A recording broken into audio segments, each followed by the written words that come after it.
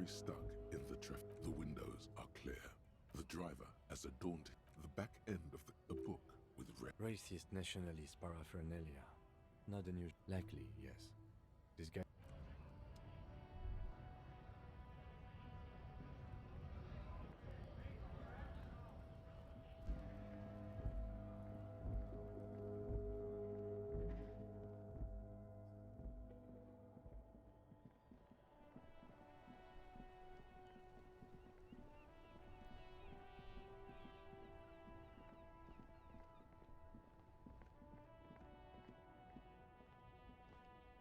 There are clothes inside. Don't be shy. Save the economy. Haven't you heard of?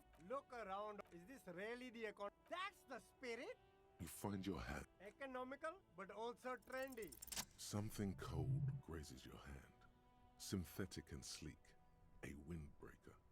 Surf, it says, but also wind, summer, 100% waterproof, and sport. All in different typefaces. Good choice, officer. Mega sporty. And it's only $4.50 for you, sir.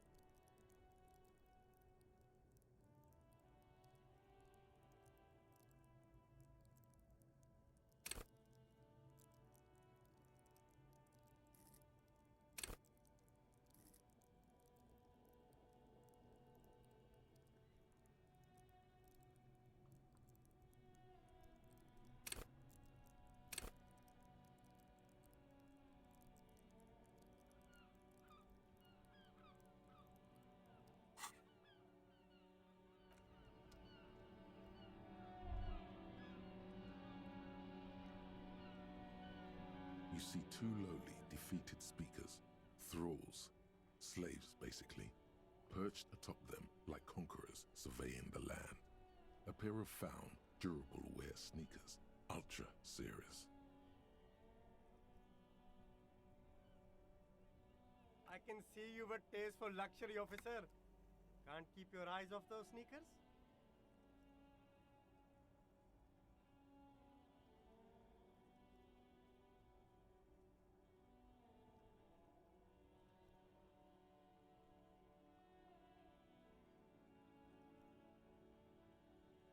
A pair of found ultras.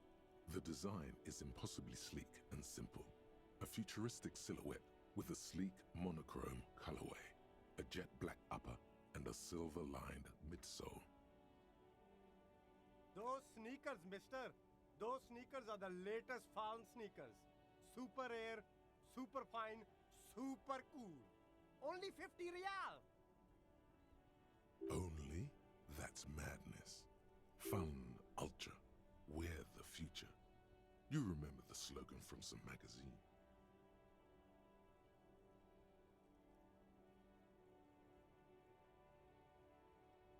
These once respectable speakers have been conquered, reduced to a mere prop by the indomitable found ultras atop them.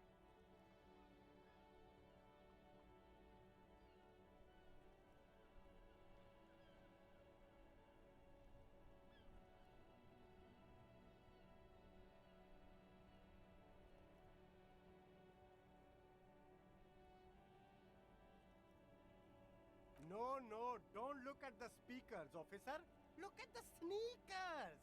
The sneakers are the stars here.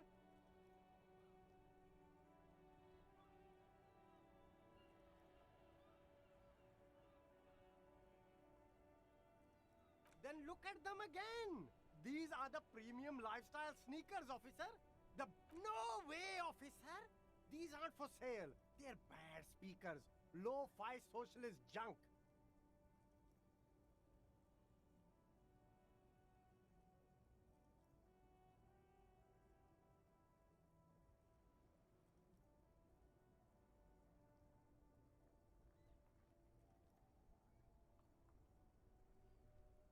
No, officer. You're a high-class policeman who accepts nothing less than the best. Lucky for you, I've got the best on sale.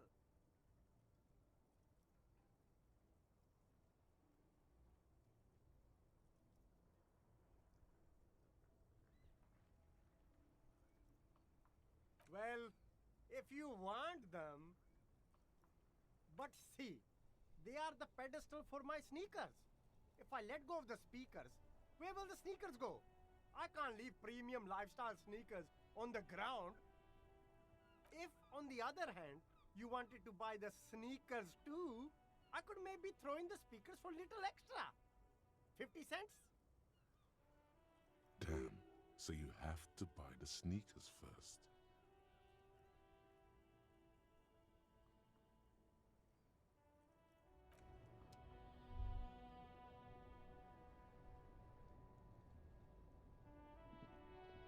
You see a Samaran street vendor surrounded by a motley assemblage of goods. When he realizes you're looking at him, his face breaks into a wide, welcoming grin. Happy shopping, officer! Everything's cool here.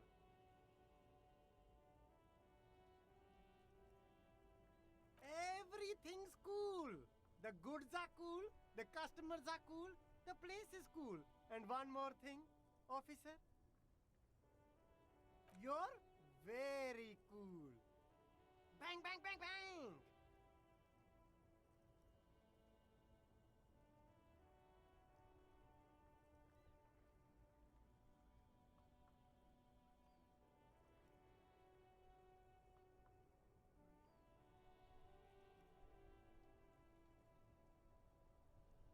Oh, yes!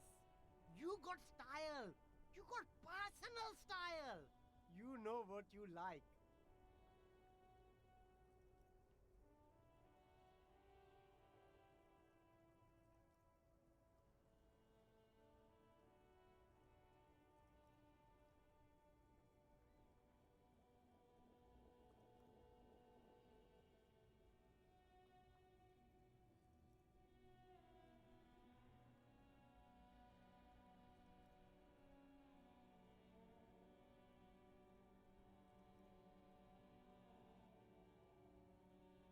You like premium menswear.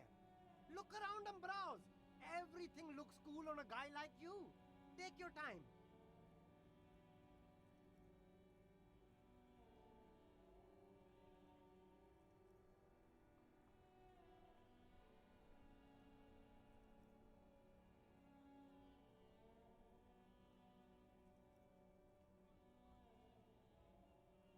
Don't be distracted by the flattery and funny man act.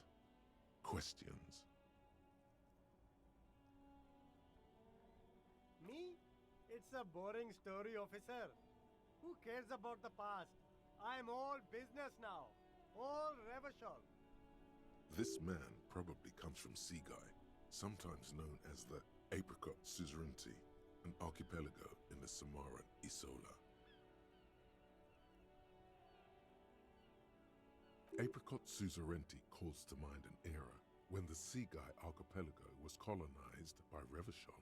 It's a bit of a slur, in other words.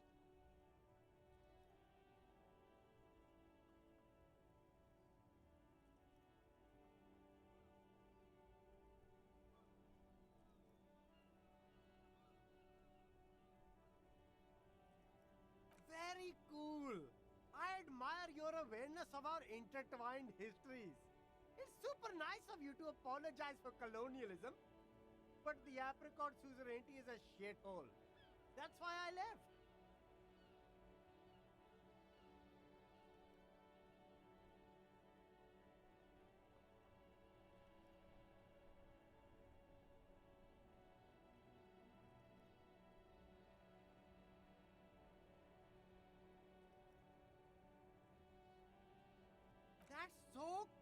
officer. Speaking of, why not support an independent local entrepreneur by buying some pens and glasses?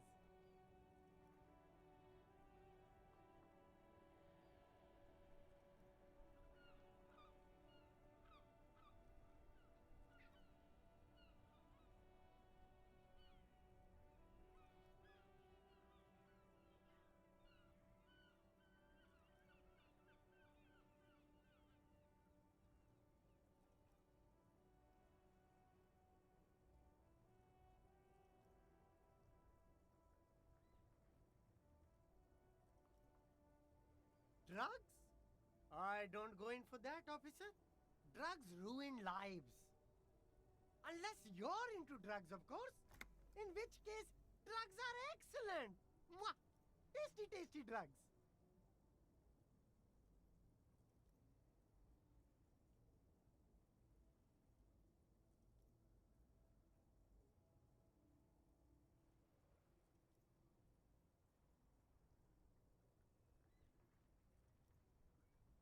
That's so cool! You investigating the local drug trade like some cool narc? But I am not a lorry driver. I am just a street vendor. I don't know anything about that. A blatant lie, sire. Yet he tells it with such conviction. We'd believe him if we didn't know better.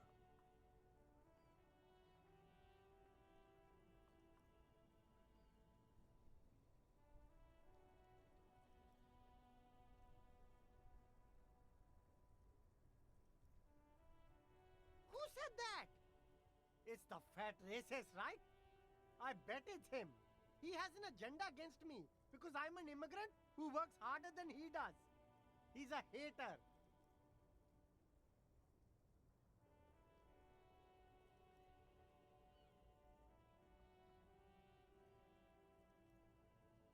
So you admit you're a lorry driver?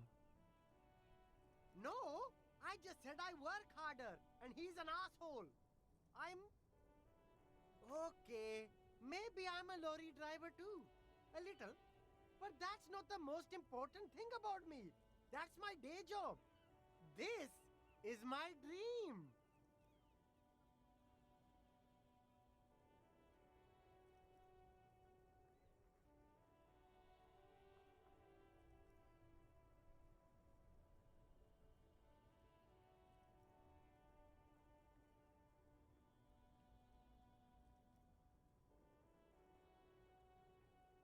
Exactly! It's such a small part of my life. It's in the rear view mirror now. I'm climbing out of that hole with ingenuity.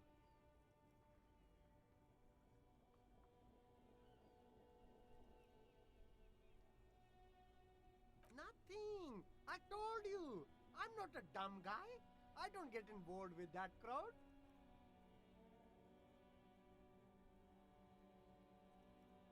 And what crowd is that? Crowd! You know, the drug crowd? No, he wasn't talking about an abstract crowd. It was that crowd.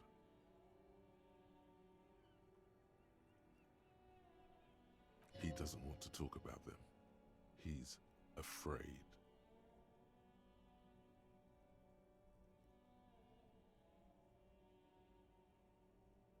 Look, there's bad people doing bad things here. That's all I know. Please don't get me into this mess. I've spent 15 years working my way up. Here we go. There's a tiny bit of truth on the table. Zoom in on it.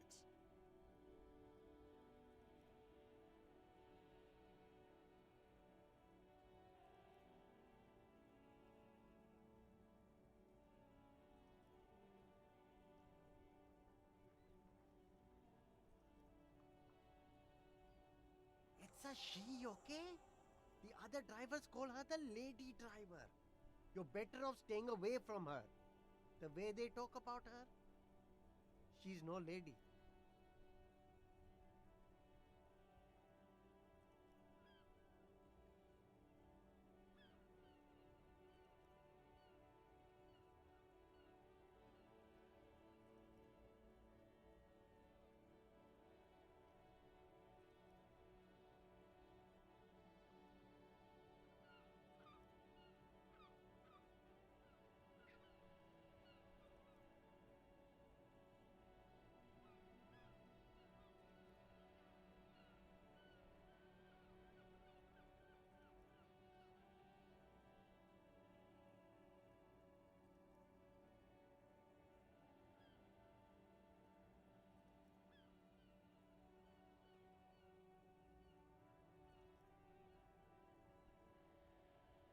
All of them. I don't know. I told you all I know. Are we cool now? I really want us to be cool now. Who exactly is talking about this lady driver of yours? The racist or the other one with the tattoos? All of them. Even the ones who've left. I don't hang out with them. I don't remember who has tattoos.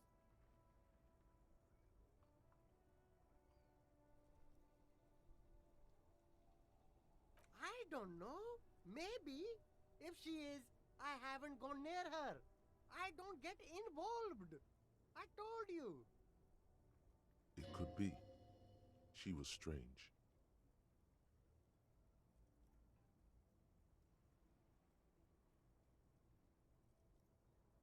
He's not ruling her out.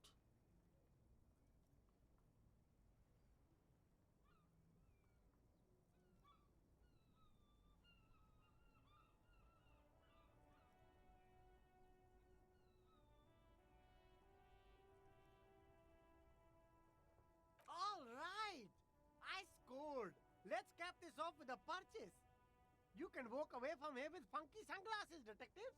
Both of you. You deserve it.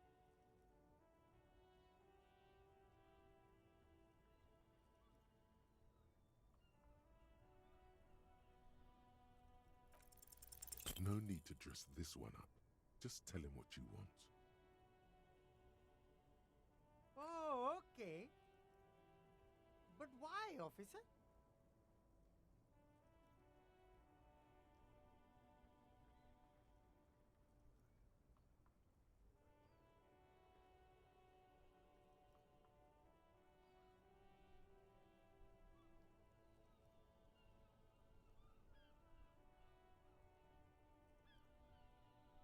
Ah, yes. Money is very important. Are you trying to ask for a bribe? If so, you're not doing a very good job. Sorry, detective.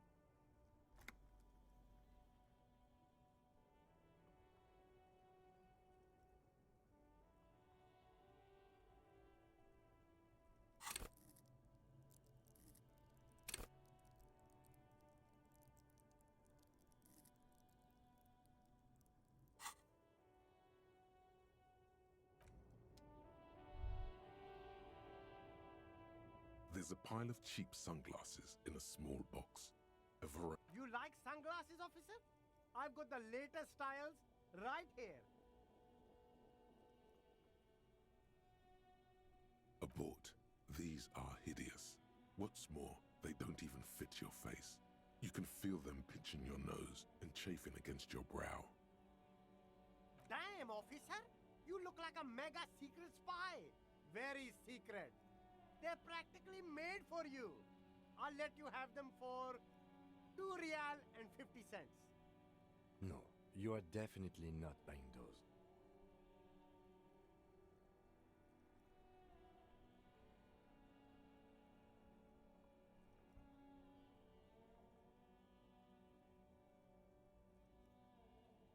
Are you sure?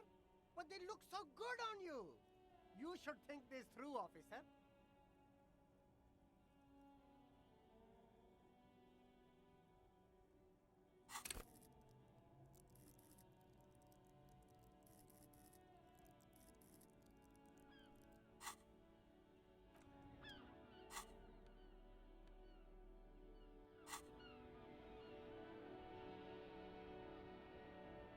The shine on these sunglasses lasts a lifetime. These are all boring.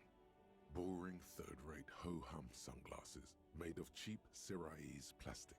The kind of plastic that melts in the sun. Those UV stickers are almost certainly just there for the show. If anything, these lenses probably direct more UV light into your pupils. A UV magnifier. These are all first-rate sunglasses. Premium design, superb material, very cool, UV resistant. These will definitely keep your eyes safe and cool while doing your dangerous police work.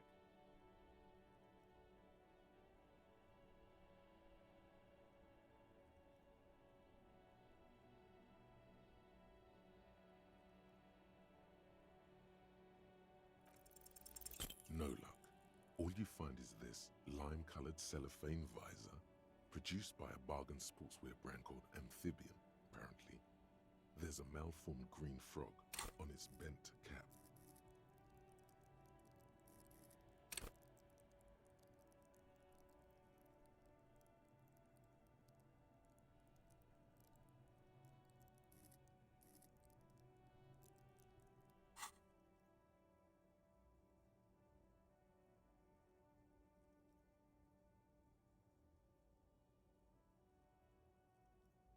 Oh, that visor is perfect for you, officer.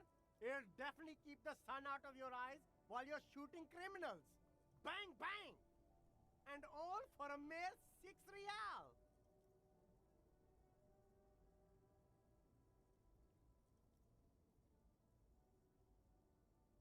I hope not. You don't like it? Sure, Square Joe. No problem. Let's get you some real shades.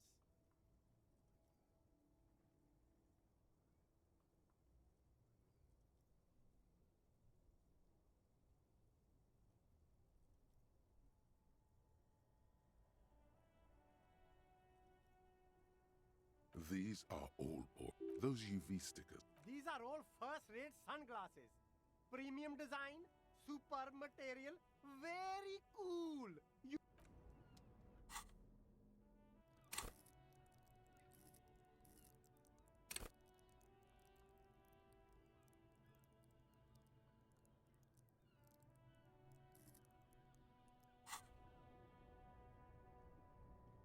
The shine on these sunglasses lasts a lifetime, officer.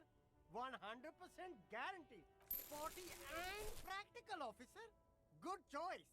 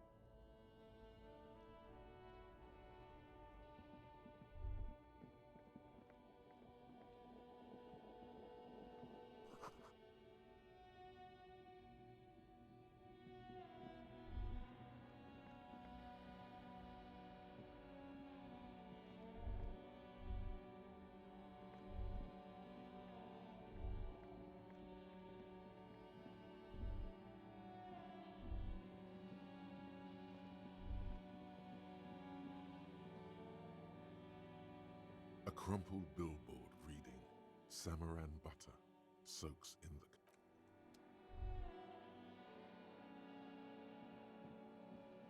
A rusting control panel. With this panel, usually you pull the lever. Nothing happens. Nothing happens. A spring brings the lever back to its original position. Wasn't there a sign over there saying functionality will be restored on Wednesday morning?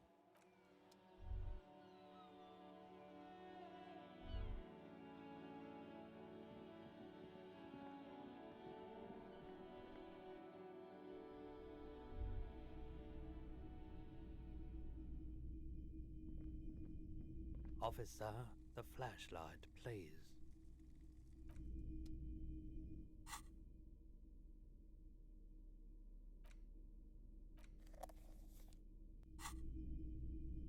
Hello, hello. Let me know if I can help you with anything.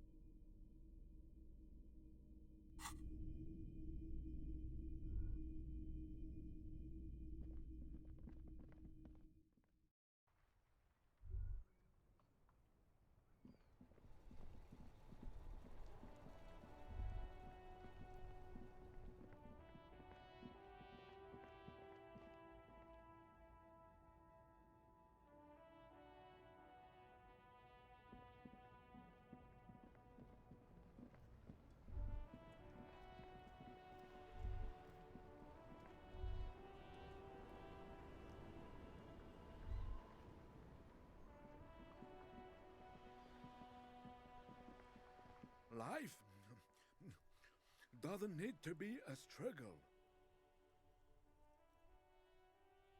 I'll be with you in a moment, officer. Let me just finish my sandwich. Talk to angry old René first.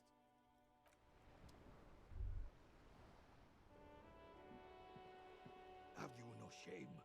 Whining about your back every time you bring out the measuring tape. René, you're a man with a fork in a world of soup. Please, let's just try to enjoy the game, all right?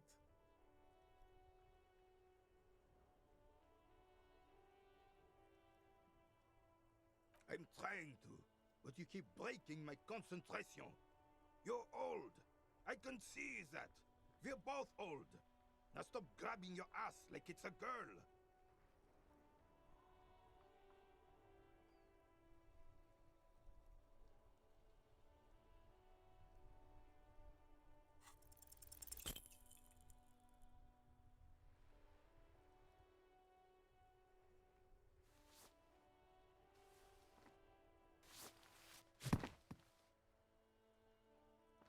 This felt wrong. Wrong like touching your sister's breast. You threw your sister's breast.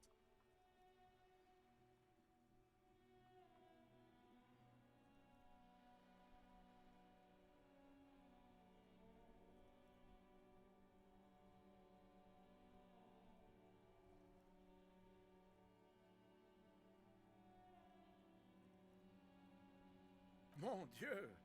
Good job, officer. That was an excellent throw.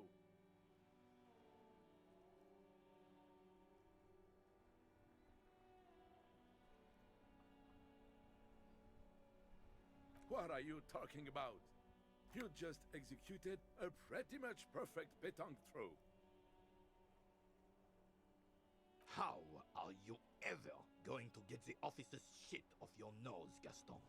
Or even climb out of his ass?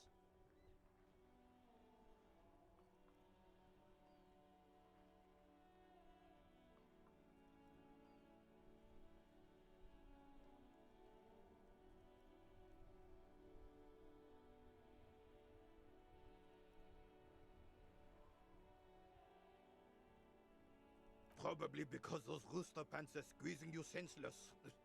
Whatever happened to practical, durable, Revachol made? Now, what can I do for you? Yes, officer. What do we need from this gentleman?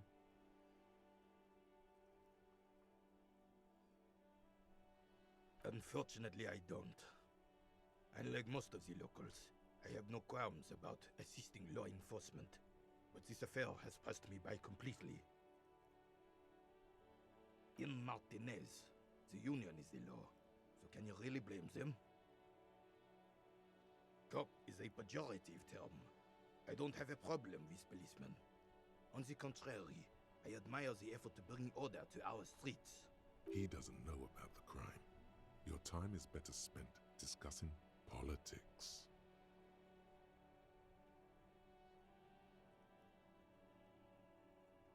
I'm confident they are indispensable in regard to all the paperwork and other administrative duties.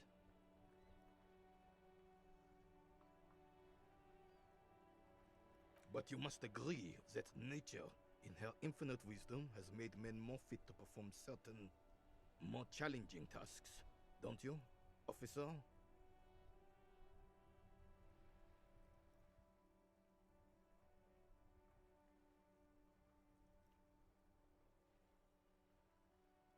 Really, officer. Match an average woman against an average man in a dark alley and see who comes out on top. Gender equality is a very noble, very modern idea. But in real life, primal roles prevail. But I do not wish to discuss this matter further.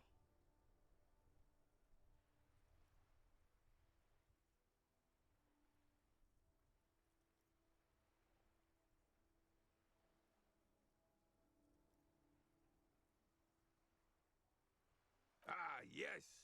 King Philip III, on his steed. A reminder of what Revachol once was. Oh, absolutely. At the mercy of a cocaine-snorting tyrant who emptied the treasury so he could sleep on a bed of gold. A superpower, feared and respected. A testament to what this country can be under the leadership of a true king. Someone who knows how to rule. Decisively, without fear of offending the sensibilities of the frail and weak-minded among his subjects. This is something the insurgents never understood.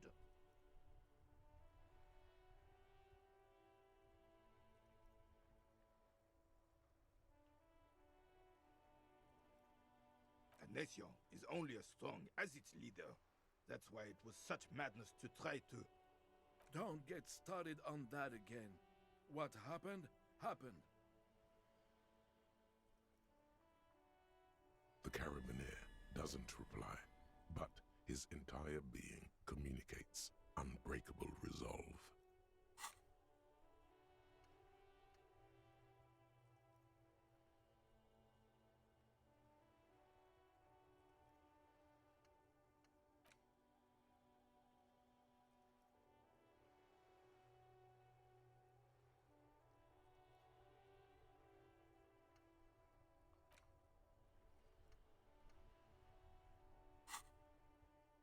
No one and nothing can change this man's mind. He is as rigid as they come, still in that antique uniform. It's a symbol for him. Oh, old Philip was a big fan of the purple nose candy the nobility loved so much. A cocaine connoisseur of sorts. His egocentricity is borderline legendary. You can't even take the responsibility for yourself. How could you fathom the responsibility weighing on the shoulders of a ruler? That's why the Philippian kings use cocaine, for clarity of vision, to aid in their work. Regnum cocainum, Revishal's finest years.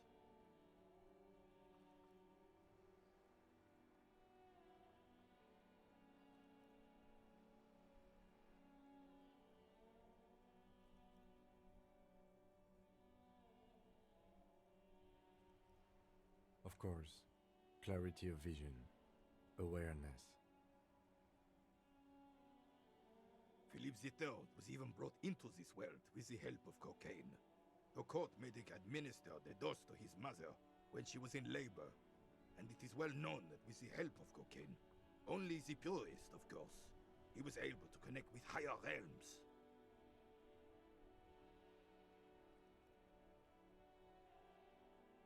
Higher realms.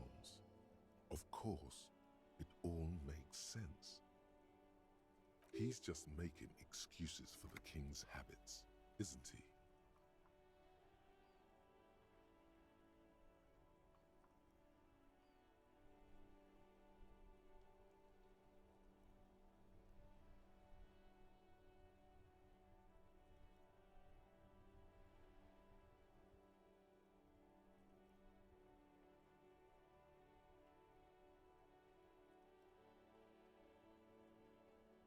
From what I've seen of the officers of the elysium...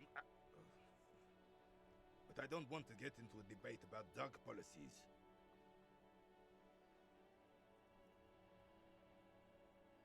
Right.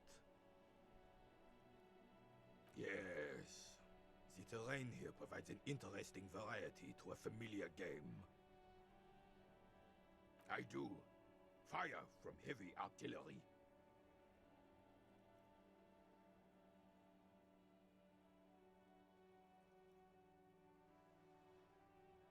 Why what?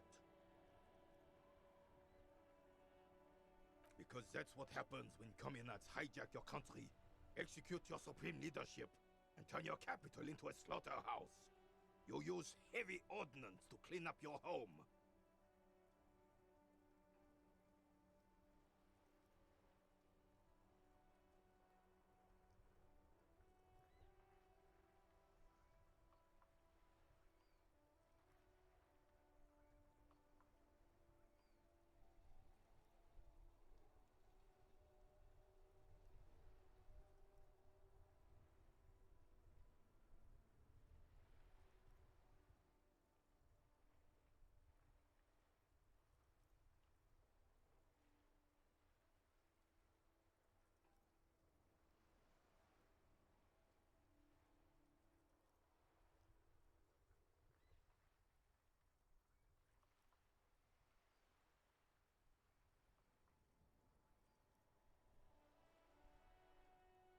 Commies, communists, socialists, anarchists, call them what you like.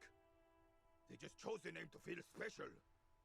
Senseless sentimentality.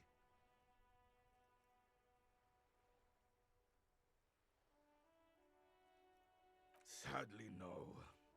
It was the foreigners who brought them to their knees. We fought valiantly. Too valiantly. So valiantly we got licked.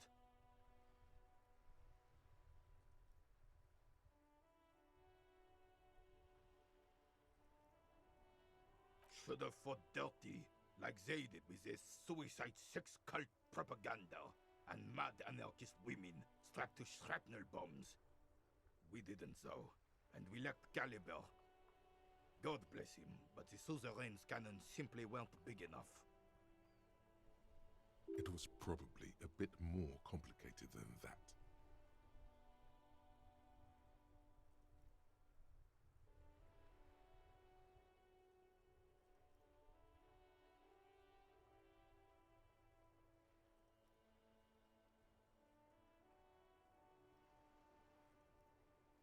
Because this place is a damn beachhead. Had to soften the commies up first. Yes, the military coordinated amphibious landing to take back Revachol. He finds your lack of historic knowledge troubling, a sign of mental deterioration in the preceding generations. Martinez was used as one of the 3 footholds in Revachol during Operation Deathblow in '08. The other 2 are off in Stella Maris and the Delta.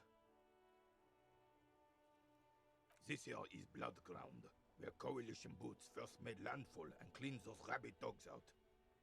Most likely, we're playing pétanque on their mangled corpses.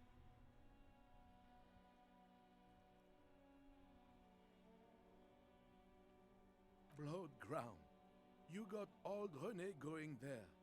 Like he isn't hungry enough already. Don't get me wrong, officer. I hate those foreign dogs, but the enemy of my enemy and all that. They're the lesser evil. Damn right, son. They laid the fire of hell on the city before they stormed it. And it worked, too.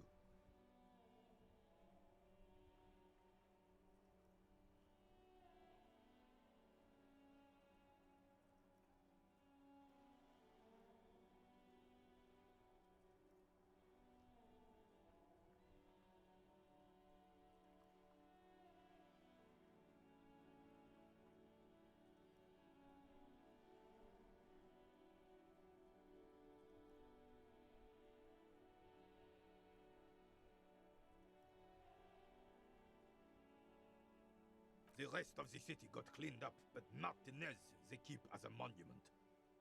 And now the Union Socialists are practically running the place. Well, it's your own damn fault. You, we, the coalition, Revachol, whoever you want to blame, never finished the job. Officially, the party never surrendered. Of course they still hold influence. You don't even begin to truly understand the players at the table, let alone the specific circumstances surrounding the... What do you think? Thinking men have opinions on these things. Present one.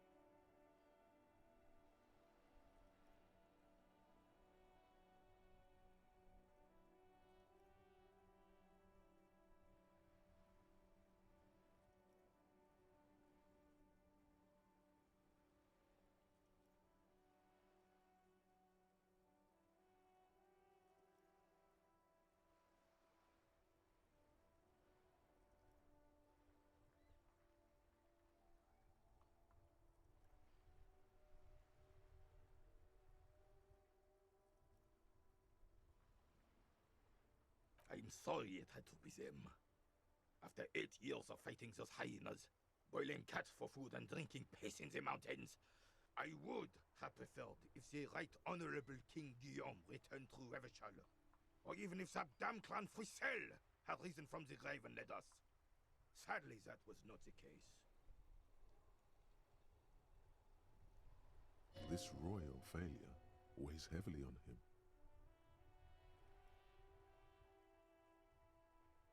Instead, all that is just, holy, and beautiful in the world was wiped away, and now it's neon signs with toothpaste ads everywhere.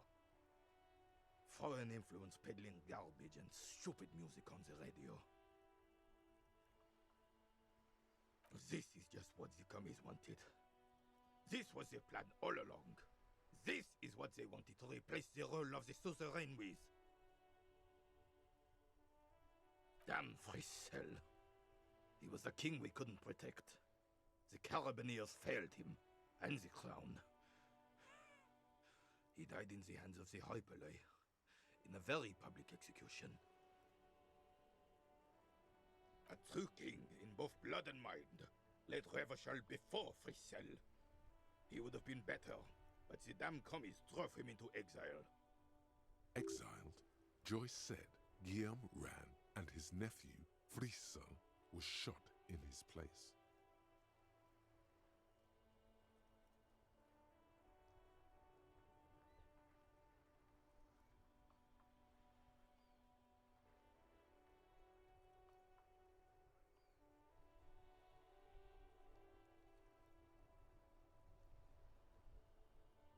This is communard propaganda.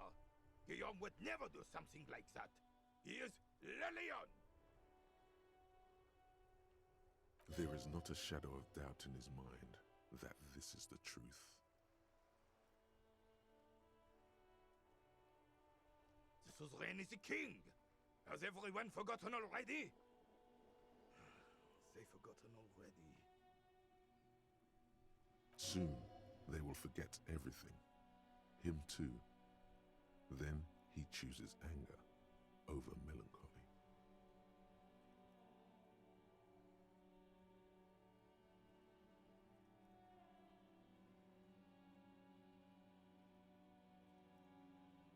It's no use talking to you. You were still in Daddy's balls when it happened. When we took our last stand against the filth and rode the cavalry straight into gunfire.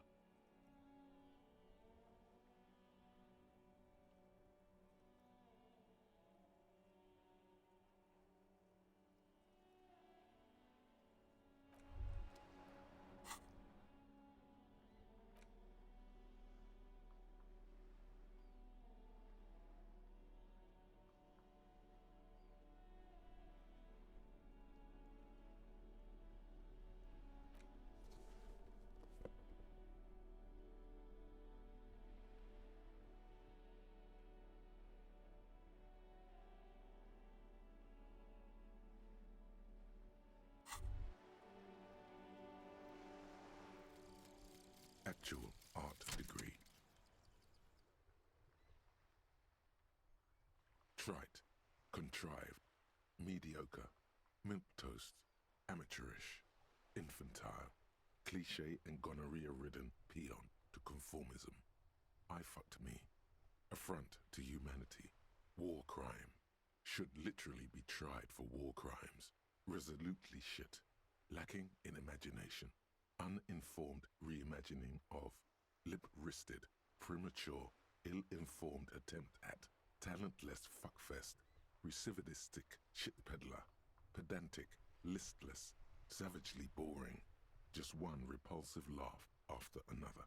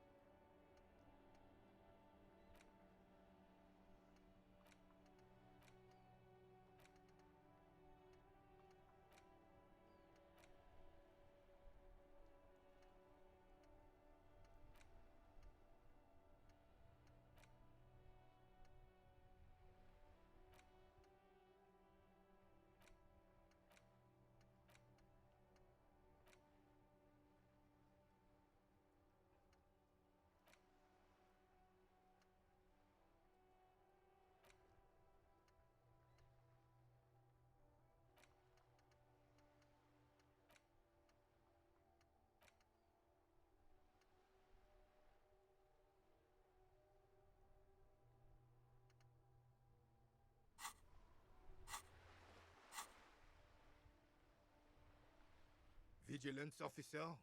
What can this old carabinier do for you? All you observe is a veteran refusing to let go of the past and his old uniform. This is not uncommon.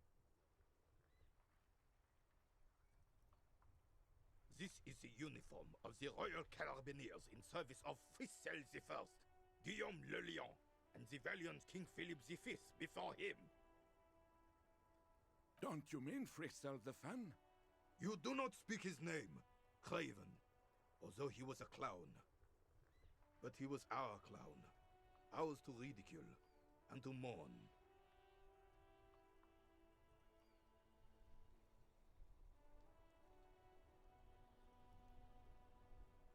There's something you missed. You will get to it. Don't worry.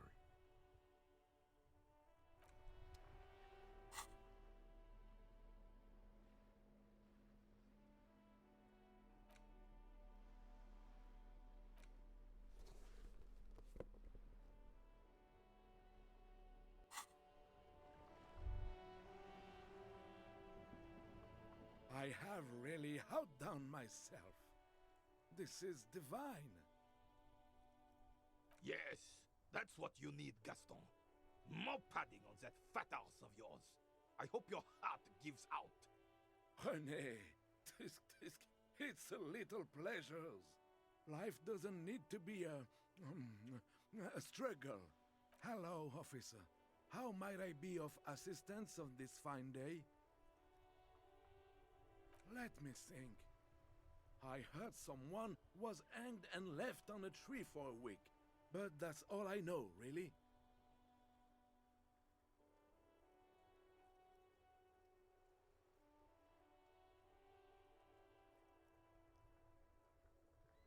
No, officers, I'm sorry, and I really would like to assist.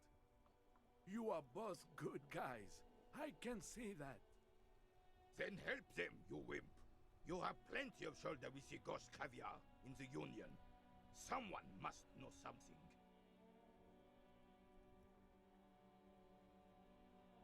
He means caviar socialists. I wish I could, but I just don't know anything. I always keep my nose clean and don't gossip. Everyone knows and respects that. Odd. He doesn't seem to be lying, but there's something off here.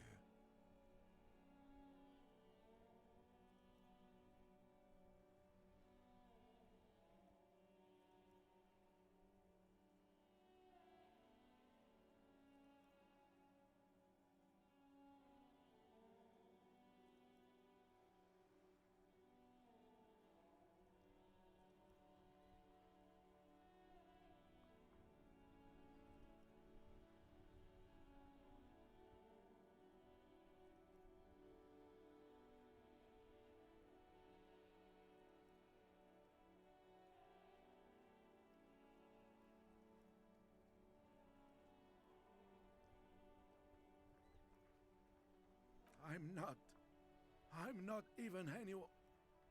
Of course he's holding back. His mouth is so full of Union prick he can't even speak properly. Can I at least finish my fucking sentence before you piss on it? Is that okay, René? I'm not anyone important in the Union. I just know Evrard.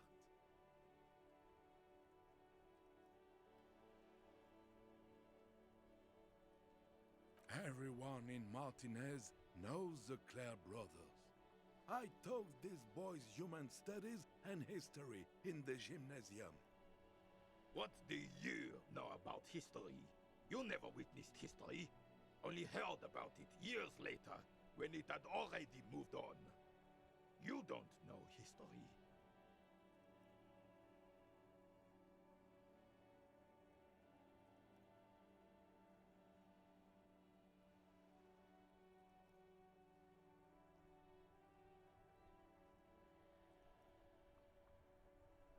The old soldier mumbles something under his breath and turns to face the sea. There he stands, proud, rigid and alone, like a cracking marble statue.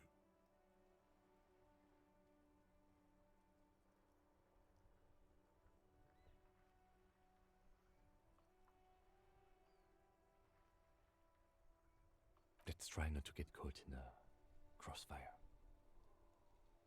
Lest we leave riddled with bullet holes. This animosity is ancient.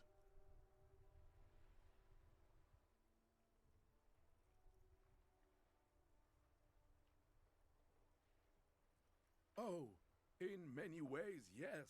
Like an honorary member. I attend meetings and parties, help with little things. Evrard, Edgar, and the older debarders all know me. Oh, yes. Not in the technical sense. I don't have a vote or a membership card, but Evrard keeps me on the payroll, just for the little things. So that's what it was before. Him hiding something. He tries to make it look like he's a big deal in the Union, and now the illusion is disintegrating before your and Renee's eyes. He doesn't know anything, because no one tells him anything. He's an outsider. Of course he's not a member. He's not a member of anything. I knew that. He's a Vezavane. Turns to where the wind blows and tries to look important. I hate the socialist rabble, but even siding with them is better than living your entire life on the fence, never committing to anything.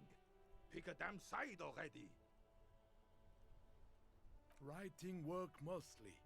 Occasionally, he needs something written, and I happen to have a way with words, people say.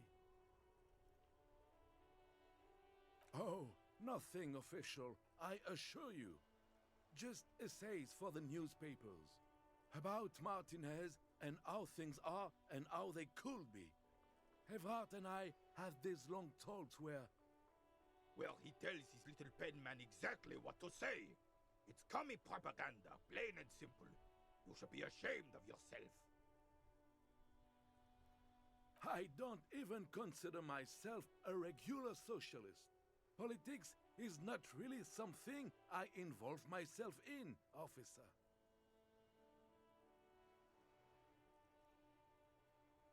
Officer, I have a vivid imagination.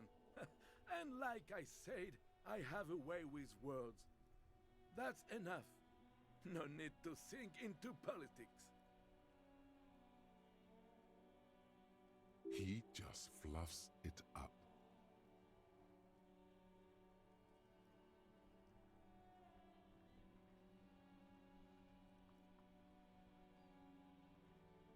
Of course. Don't sink into anything. Don't sink into any fight. Only sink into your couch.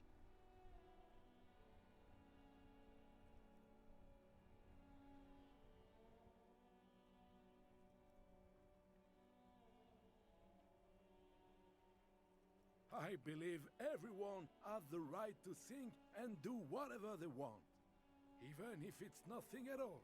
I'm very adaptable. Oh, mon Dieu.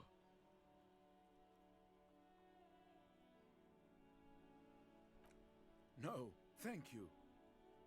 For being consummate professionals, you'll have this case wrapped up in no time.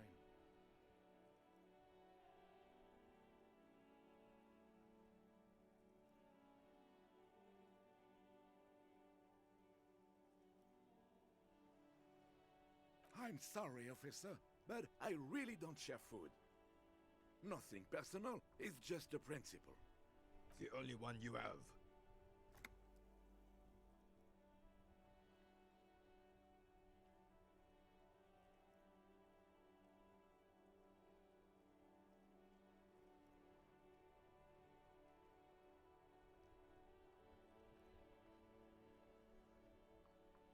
Believe me, officer, I wish I could help you, but I need this sandwich to keep my blood sugar stable. In my age, you need to pay attention to these things.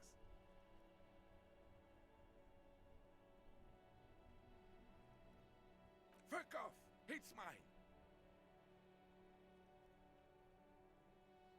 Sorry, officer. I'm sorry. I didn't mean it in a bad way. But the sandwich is mine. I'm not gonna share it.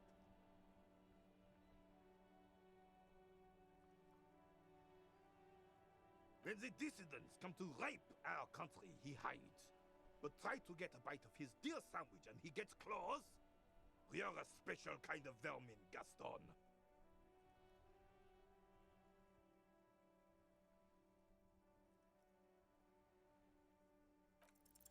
A man so principled about his sandwich calls for a principled approach.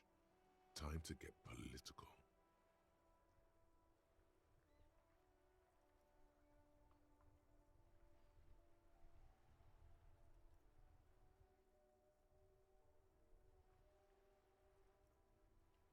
You really do. Now unleash the fury. What the hell are you talking about? What foreign anarchist? No time to bring him in.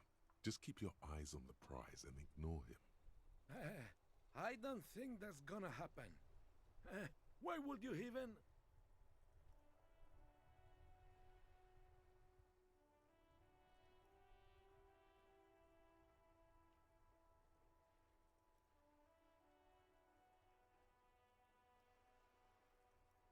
He won't care. As long as there's food in his fat belly, he'll lick any boots that's kicking it to him. Good. Rene's on board too. Time to take back the streets. Right-wing populism. Here we come.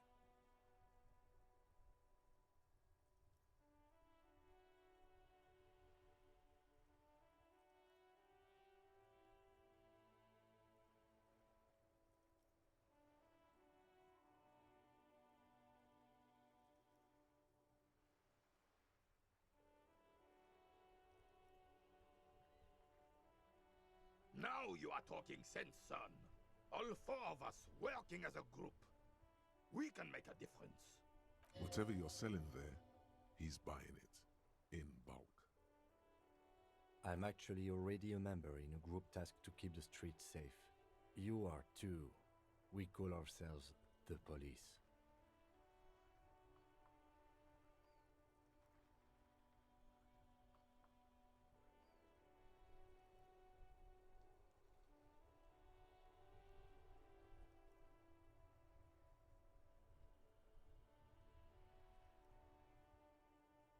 Are you sure? 'Cause right now, it looks like you are organizing a vigilante group.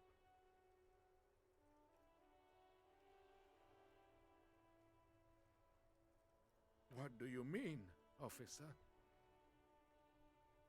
Ignore him. You are addressing the entire group now.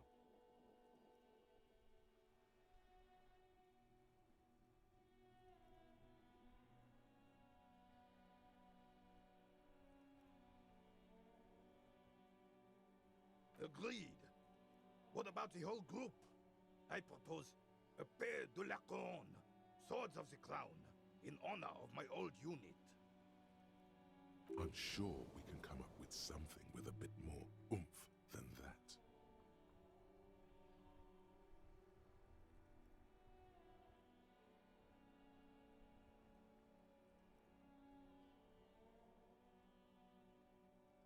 How about what?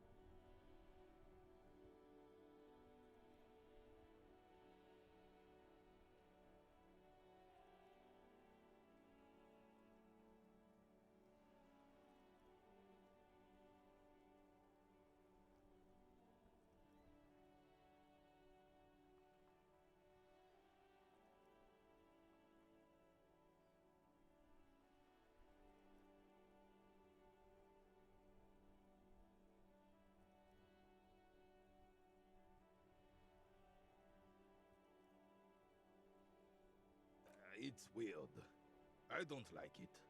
We'll go with mine for now. And you, get excited. His tone leaves no room for arguments.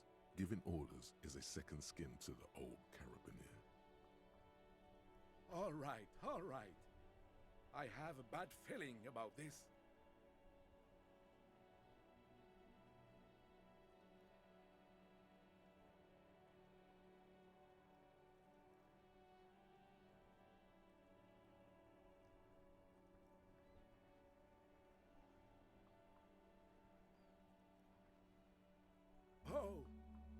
went through all that trouble for my sandwich. I'm flattered, officer, but my answer is no. Now, how else can I help you?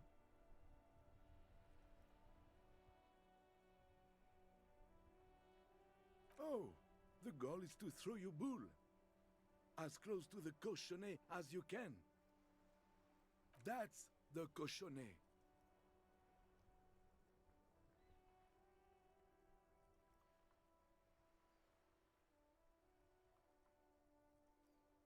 Well, first, you draw a circle about a half a meter in diameter. We made ours out of rope. Then, the order of play is determined by a coin toss. You win it. You get to throw the cochonnet. Then, the players aim to throw their bulls as close to the cochonnet as possible. They must stay in the circle and keep both feet planted.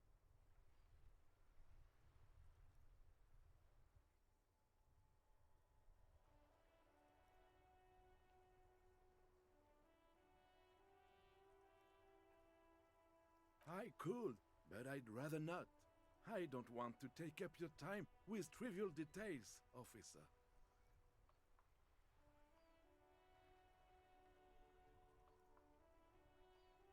You'll put that knowledge to good use in 50 years. I'm sure of that, officer. I don't like where this is going, officer. Don't you think we should do something else now?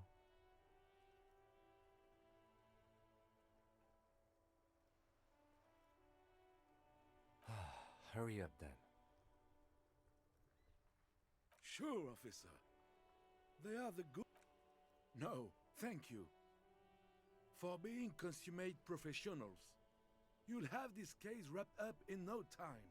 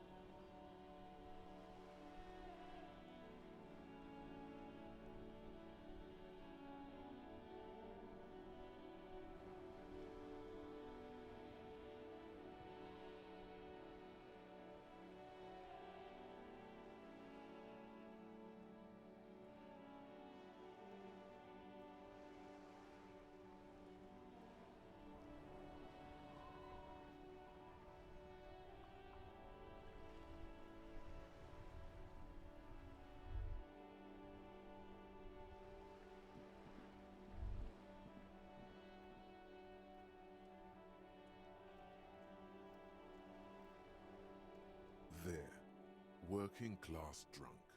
You know what this means, right? Cracked it. All in a good day's work. What do you mean, what did I crack? Look at how working class that drunk is.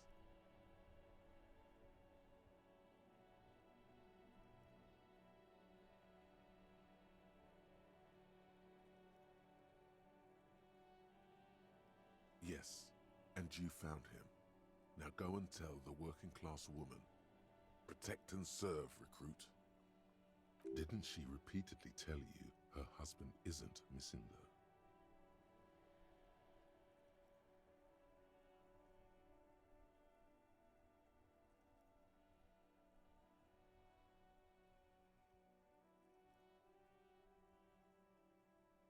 But he is missing. You heard her, the worry in her voice.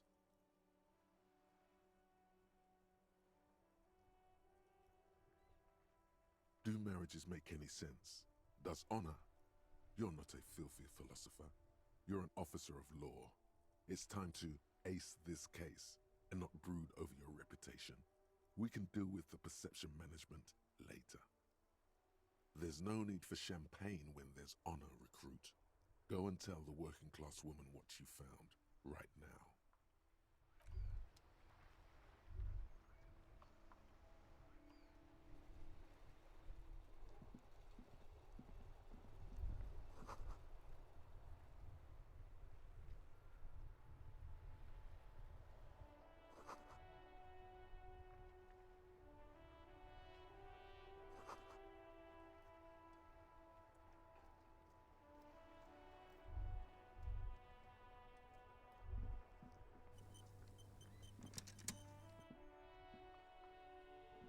The dented yellow mailbox greets you with its graffito and bullet holes in the front.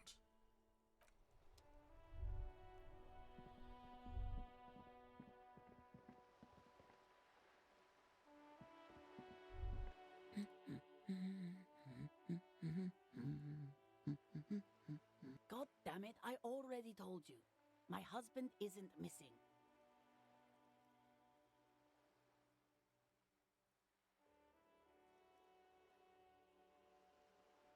Very well then. Where is he?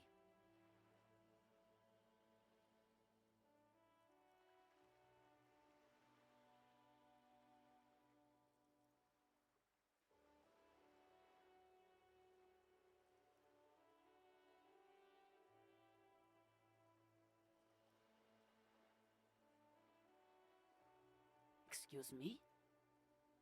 I don't follow. There's something else hiding in her voice, though. A trace of worry.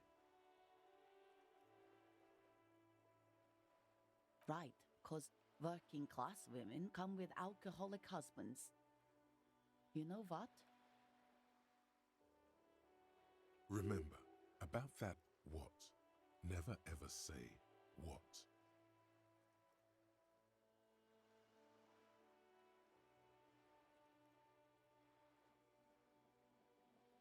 You were right.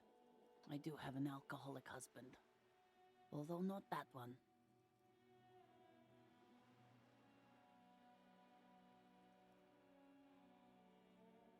I did, and he is. He's also an alcoholic. No, he's not. Or maybe he is, I don't know. He's probably in the park, or in Shamrock somewhere, drinking with his friends. I haven't seen him for... Well, to hell with him.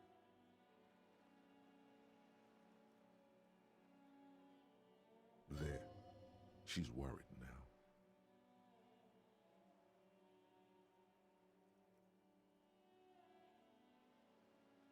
I wouldn't be so sure. Ma'am, just to be completely clear, do you want to report it to the police? Report what? He's just out drinking with his friends. I'm sure the police has better things to do than to chase down local goofballs.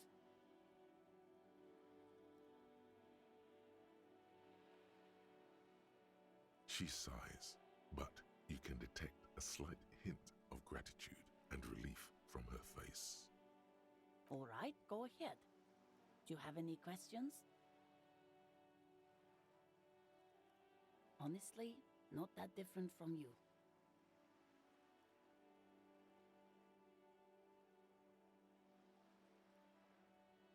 Oh, thank God, no. It hasn't come down to this yet.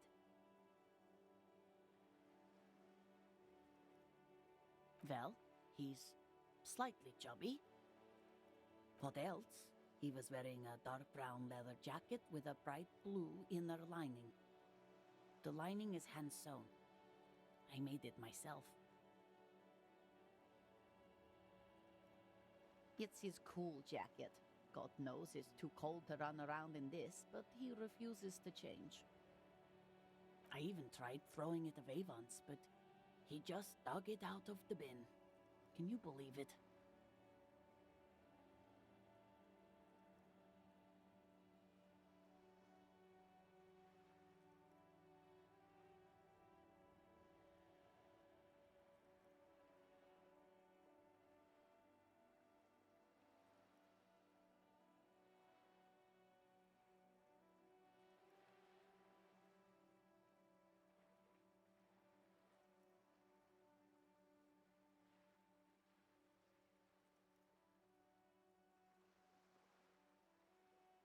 Well, what can you do? I hope that at least that extra lining helps him keep warm at night. I wouldn't like him to catch cold. She's thinking about him out in the cold, in some park, or on the coast. And it's making her more and more worried. Yesterday morning, he went to the library. He went to retrieve my book, and he promised he'd walk straight back home.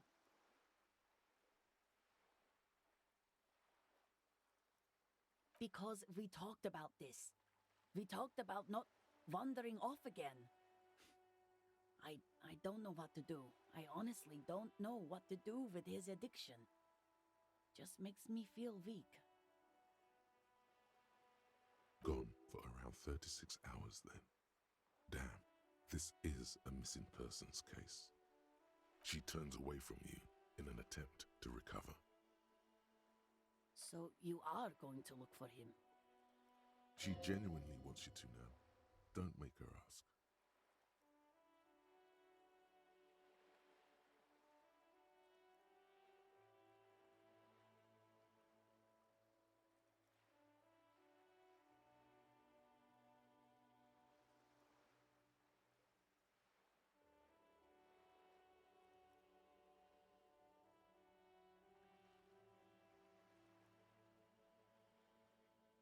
Thank you. Please do. Even though I'm sure he will return home by himself. I'm still sure of that. She tries to maintain a brave front, even though her eyes reveal the opposite. I'm sure he will too. When he does, would you let Precinct 57, Kim Kitsuragi, know?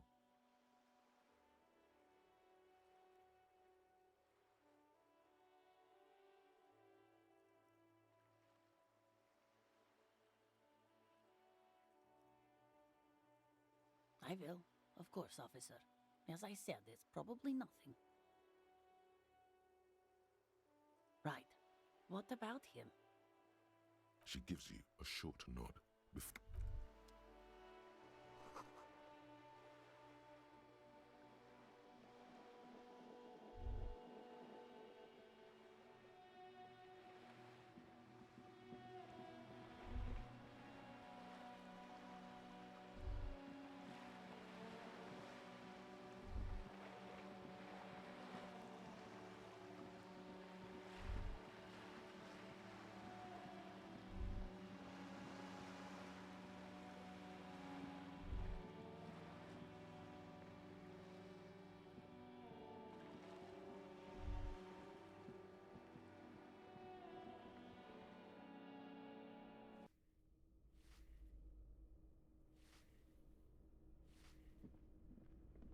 Give me a moment.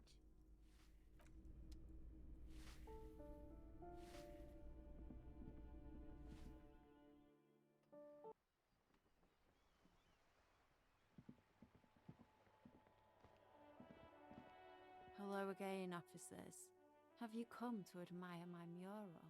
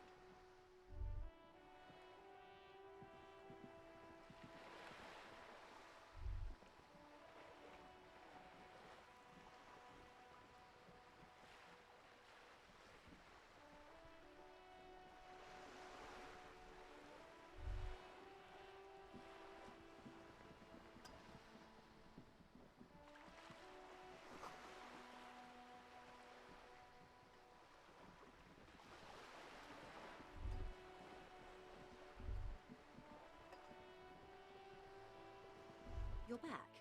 Good. What can I help you with?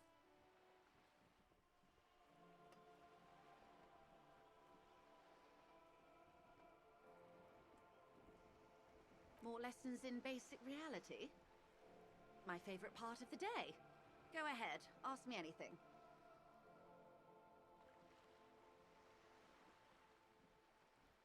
Nothing more nor less than the de facto law enforcement body of post... Yes, we are the Revachol Citizens Militia. He's being sarcastic. We are. Yes, that means not de jure. Permit me to and if those authorities drink so hard they need help recalling the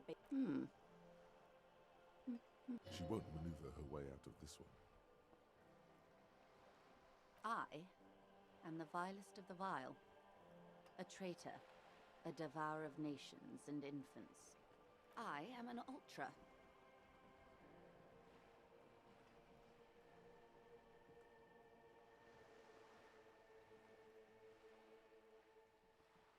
An ultra-liberal. It's a type of liberal. From the revolution. It's, not the moderate kind. Yes. I am the nether creature of the Forbidden Swamp. I pushed the king under a shit wagon and betrayed the revolution. My kind surrendered the nation to financial colonists. I can see you thought we'd gone extinct. After all, no sane person identifies as an ultra-liberal anymore. Not in broad daylight. You're a centrist at heart. A real moralist, no? Tell me, now that I've uncoiled myself, do you find me frightening? In her green eyes, you see a mixture of truth and self-satire. Decades of guilt and pride. Forgive her.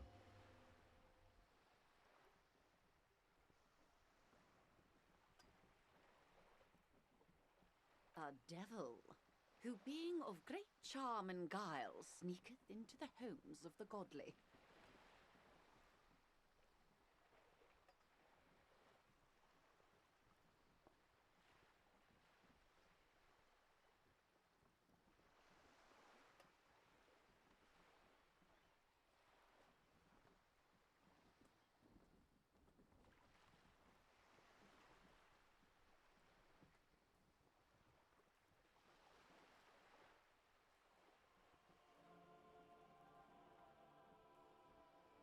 That dialect is Ubisunt.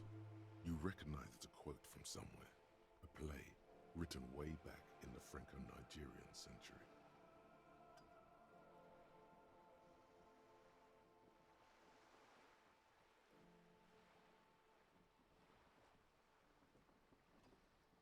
Ah, maybe you remember more than you let on, despite whatever brain damage the alcohol may have inflicted.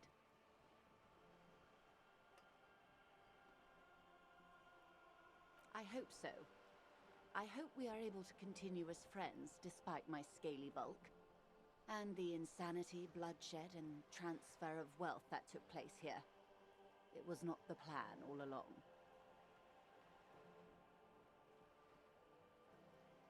When the dust settled, the Liberals were the only ones left to clean up the mess. By virtue of their survival, they were handed enormous power to shape the future. This was all our last generation managed.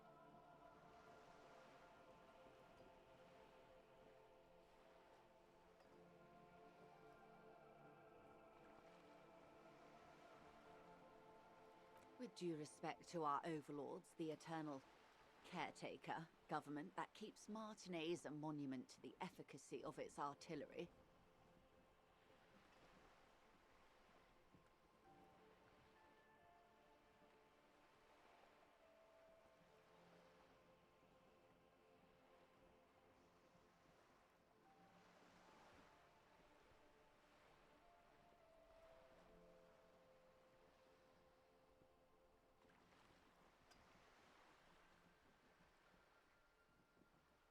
An appropriate warning to those who'd crossed the line and pull the city into madness once more. I would not have relinquished sovereignty to the Coalition. Not here in Martinez, and not in the Stella Maris or Delta Beachheads either. If not for my own sake.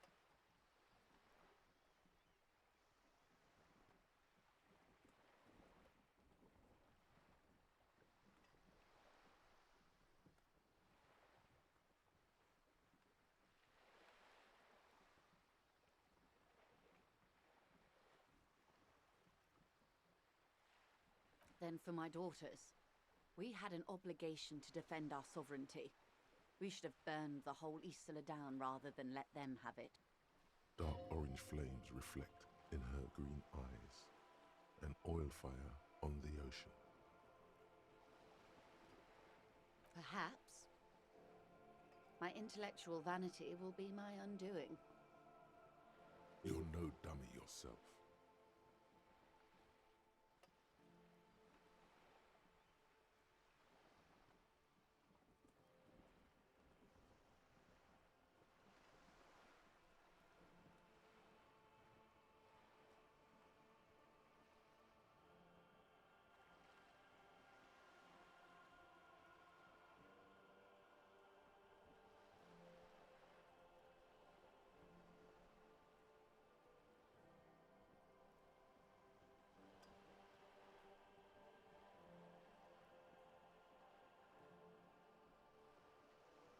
And the crown on your head as you lay in the casket. Yes, I suppose I am. But I wouldn't be a patriot anywhere but here. Seditious talk, man.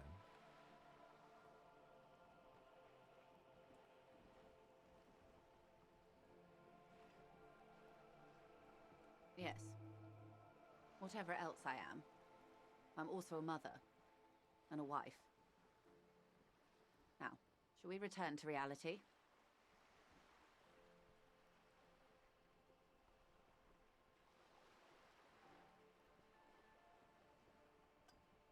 A bird? A sphenicid? A flightless bird of the polar regions?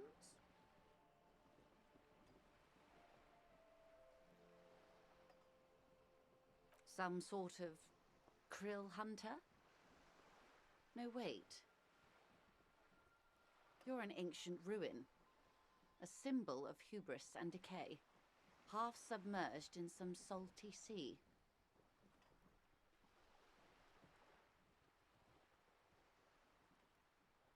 Of course you're not, my dear. I'm just terrible at guessing games. Ah! This is the pier of Rue de Saint-Ghislain, 33A, where the tenants have been kind enough to rent me a slot.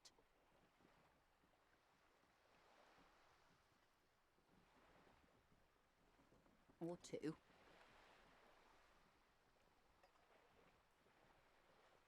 A pre-revolutionary tenement. Old buildings are called tenements, you see. And new buildings, bâtiments. After les bâtiments nouveaux. But 33A and 33B are not nouveaux. They're old.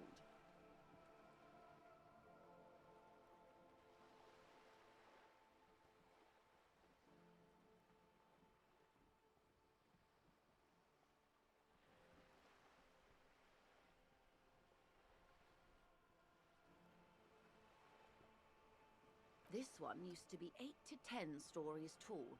A real high-rise by the standards of the last century. Built to mirror the skyscrapers across the bay in the Delta. That was before the war, of course. Mostly the urban middle class, I believe. This was once primo real estate, before the cannons lopped 4 or 5 stories off. Splat, splat.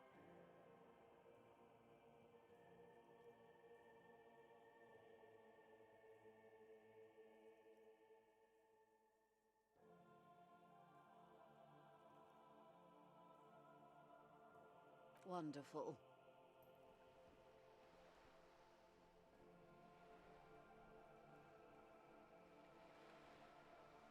The girl in the old lady rags.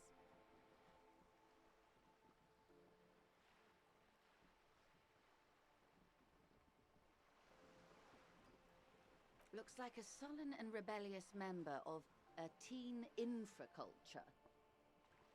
Yes, you and I belong to the supraculture. We're common, the herd. The music on the radio, the food in the chain restaurant, those are all too popular for the girl in the old lady rags.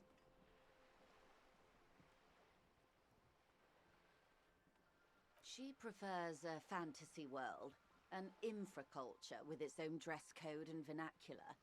It is an illusion, I'm afraid. There is no refuge from the supraculture.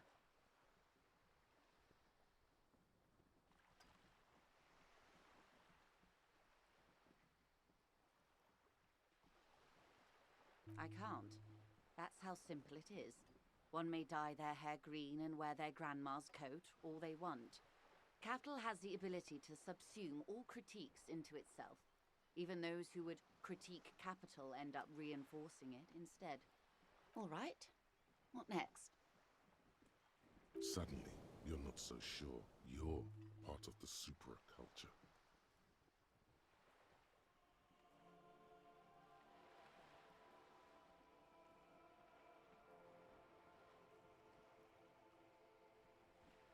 And what would that be?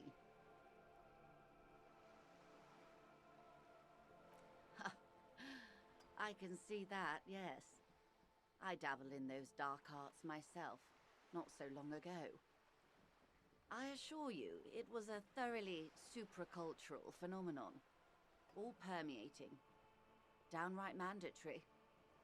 Nothing infra about disco, baby.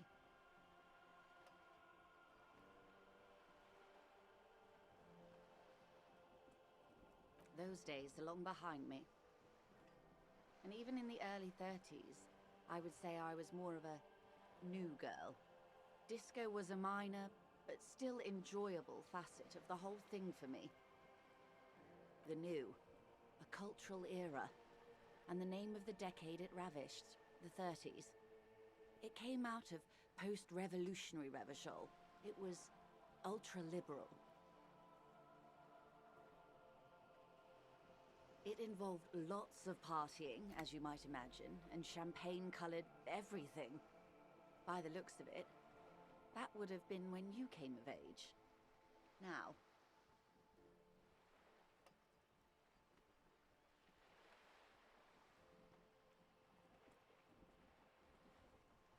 Of course, you're much more grounded. a serious detective on a case called Reality. Speaking of, is there anything else?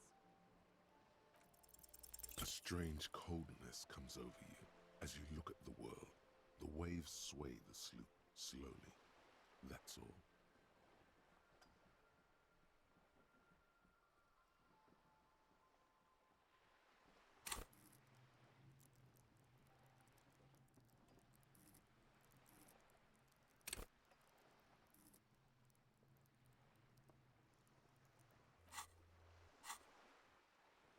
The doubt is fully formed in your head. The alien feeling persists. You just can't word the question yet. You have to complete the jamais vu thought first.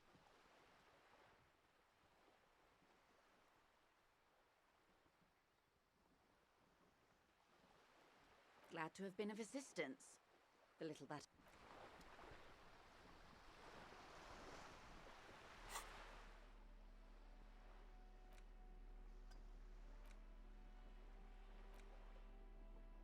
The Greatest Innocence by João Paulo Salomão Lopes de Fuego. The book is large and heavy.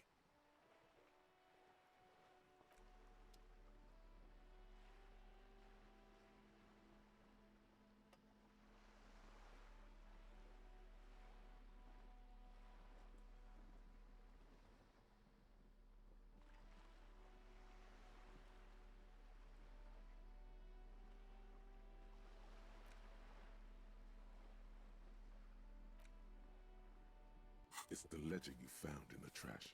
Oh, and an incredibly cool piece of kitchen tissue is stuck to the back.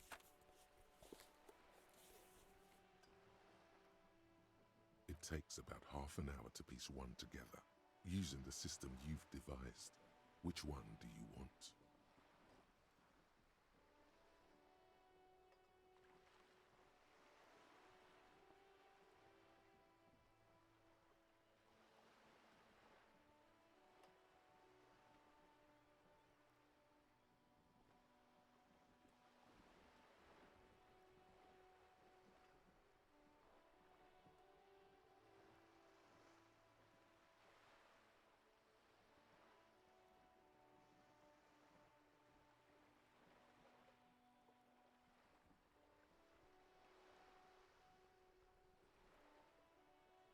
It would be very interesting to read about these, wouldn't it? I mean, there seems to be a square-shaped entry wound in the victim's forehead. She's been sitting there for weeks, on her rocking chair, with a square hole in her skull, staring at the wall, her mouth agape. That's all you got. From the half hour you spent piecing it together, all you know is the entry wound was square-shaped. You never found the bullet. And then another body showed up, also with a square hole in his forehead. Who knows? Those pages are missing. What next? Don't worry. One day.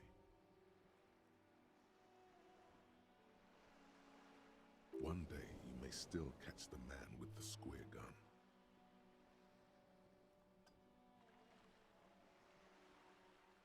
This one is relatively easy to reconstruct. Overnight on 1202, a graffito, nay, a mural, appears on an 8-story tenement overlooking central Jamrock. The building is a sparsely inhabited ghost tower, part of a failed real estate development called Grand Couronne. Cause of failure, rent too high.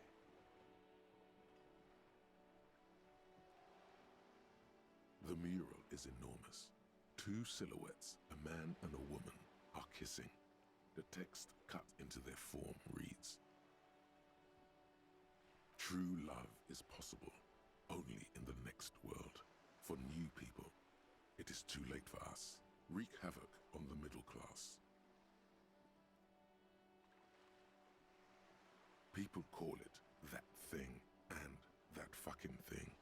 It's visible for miles.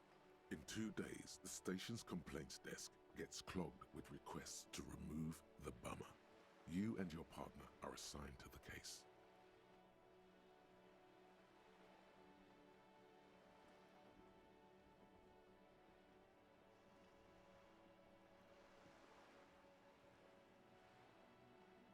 The graffito crew is easy to track down. Only the bell lectures have the literage of industrial paint to cover the surface. One of the graffito artists is rumored to be rich. They take responsibility for the execution, but not the design. The ideologue of the next world mural, as the crew calls it, remains an unknown.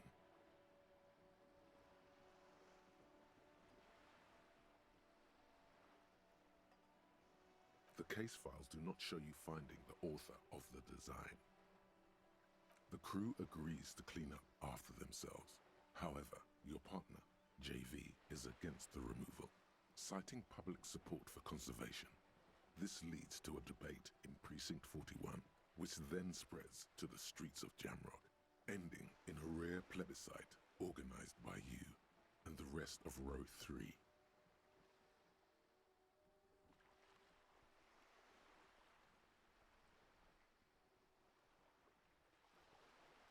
The 9,000 people subjected to the mural's message, all of Lakeside, Central Jamrock, and Villalobos, plus half of the eminent domain, participate in the vote. Although the case begins with what appears to be a lot of rambling on the streets as to how juvenile and stupid the mural is, given a choice between two options.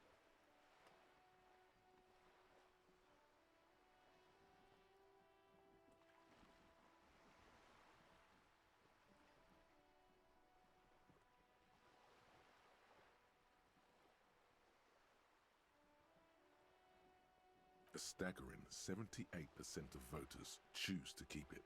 Turns out the opposition were a loud minority, and that love truly is possible in the next world for new people, and it is too late for us.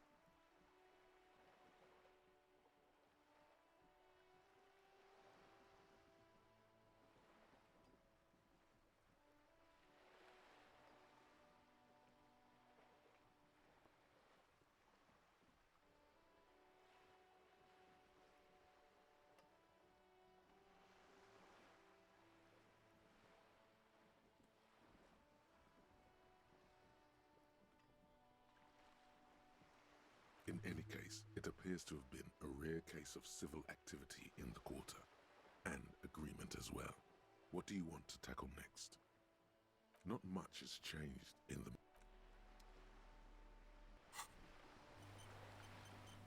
You're back. Good. What can I help you with?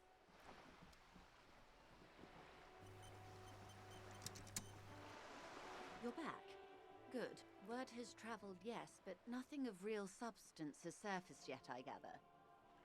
Wild Pines has eyes on the intersection, but not ears.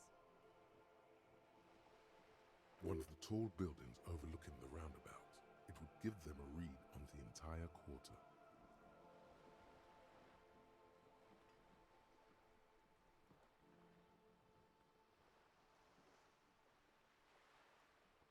It appears we are being monitored every step we take, colleague. Did we have any other business here?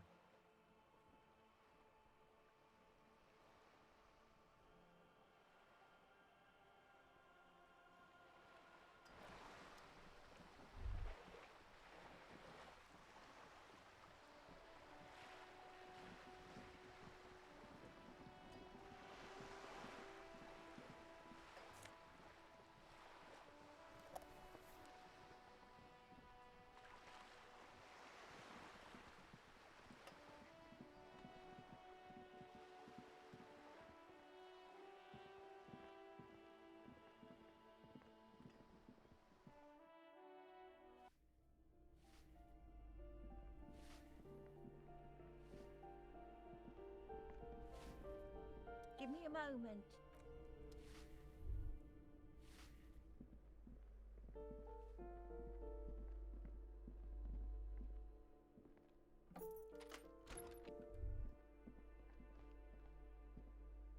A plaster cast bust depicts a middle-aged man with impressive sideburns. The name on the plinth reads, Craft. I suspect that's exactly what they are trying to do.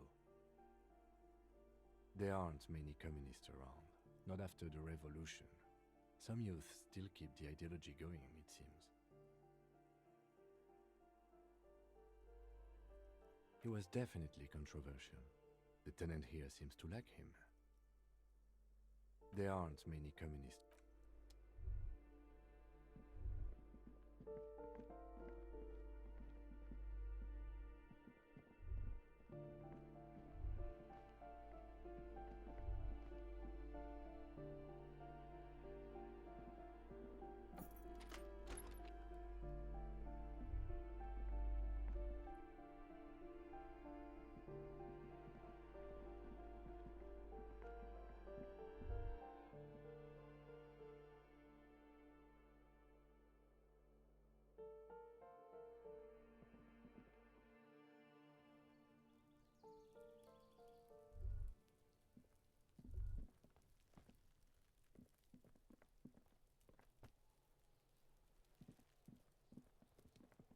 Trying to sneak up on me again? Trying to snuff me out? Get away, pig!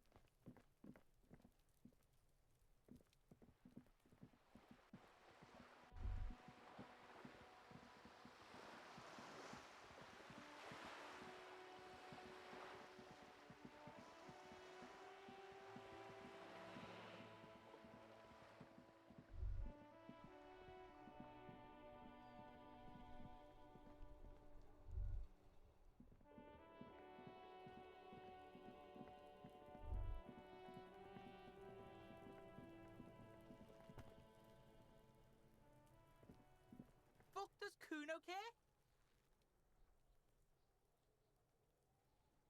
Been waiting for you to fucking man up. In there is Kuno's violent dad on steroids. Kuno's dad does steroids and speed. If you can take him, you can have half the speed.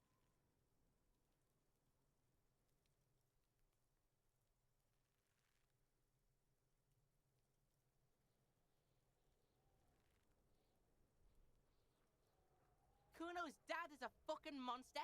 He's the most violent man in Revachol. He doesn't give a shit about a single thing. He drinks too.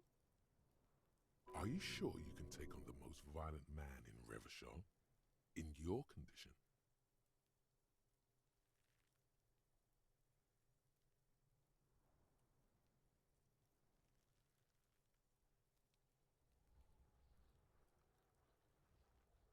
Like half. A baggy. That's half a gram. Yeah, half a G. One. Okay, Kuno's listening.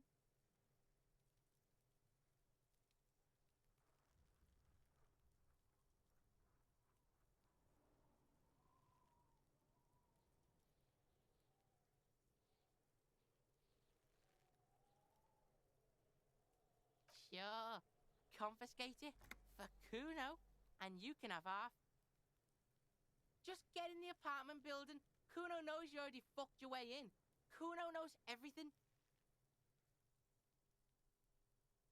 Go to room 12, first floor, and kick down the door. Police violence style. Kuno style. And then it's action time. You're locked in the room with violent fuckheads. That's it. Next time Kuno sees you, you better have his shit. What the hell are you signing us up for here?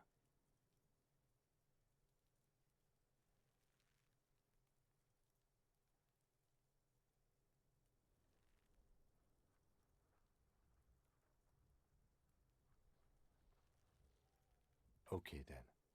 Kuno doesn't fucking care.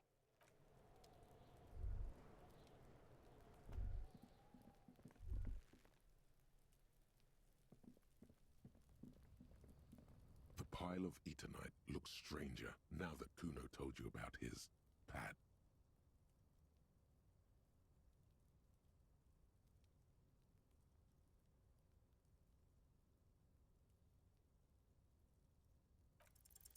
Because, unless Kuno lied, you should just be able to pull the panels aside. There it is. You see a shabby little door.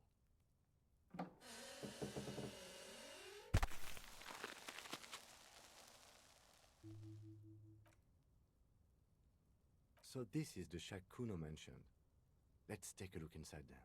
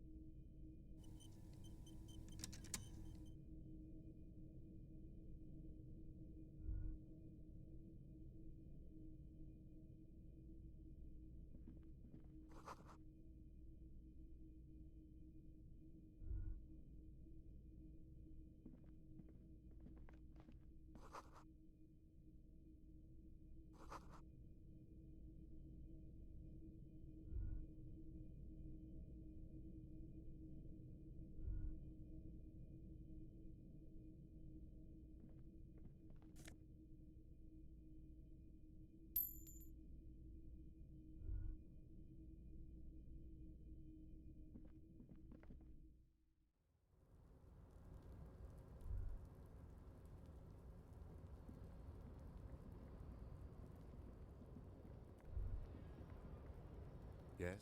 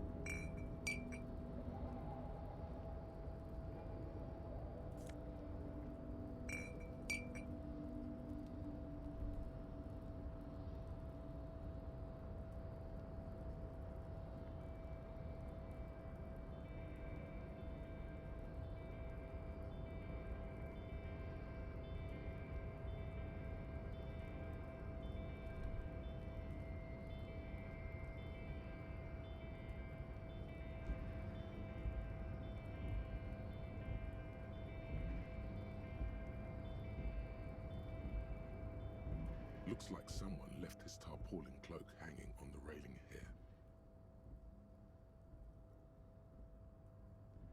Man down, a trooper has been left behind the enemy lines.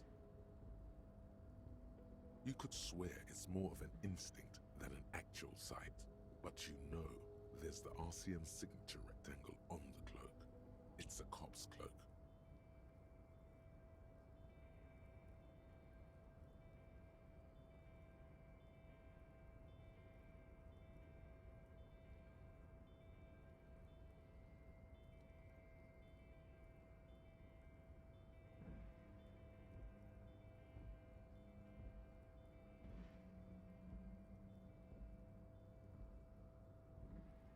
Yes, it's probably yours.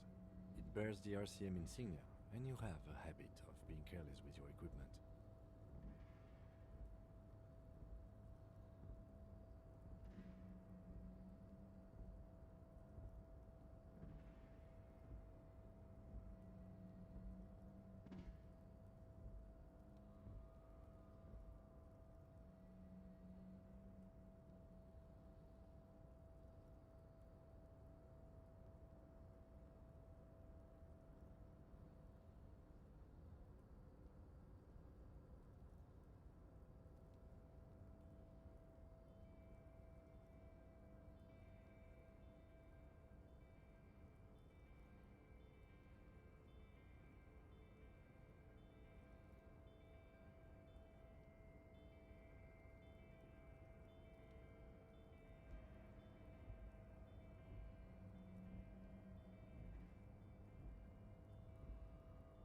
You could probably make the jump. You look like you've done some track and field in your day. The wind is aggressive up here. The lieutenant looks at the enormous crane towering in the distance over the container yard.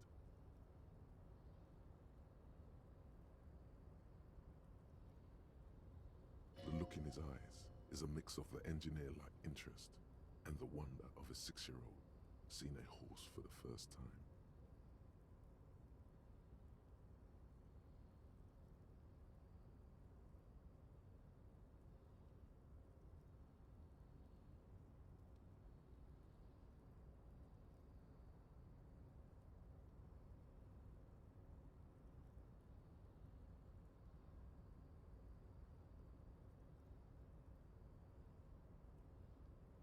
Yes, that's one way of putting it. It's certainly an impressive achievement of engineering.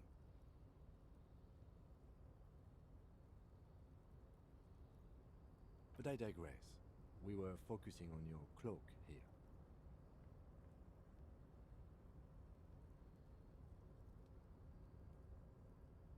What are we doing? We're awfully close to breaking into the industrial harbor. They're bound to have information for us. I thought that was our intention.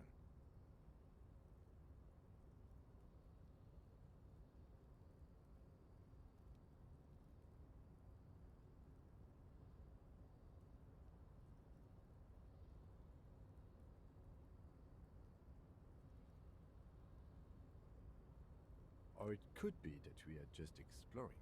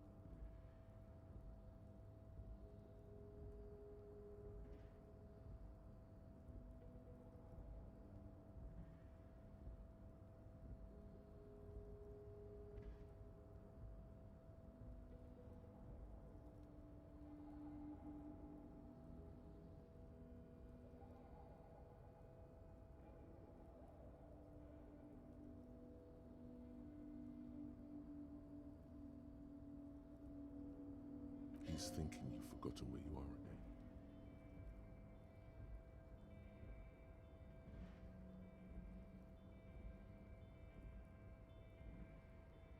cloak? I do think it's yours, yes. As to whether you should go for it?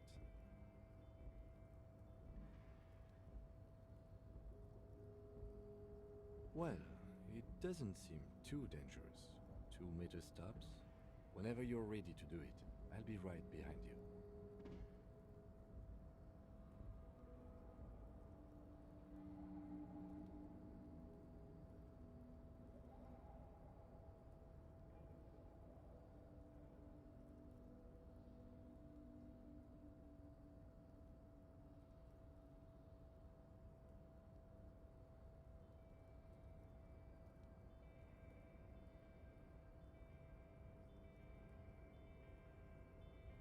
The cloak looks like a bag of goodies floating in the wind.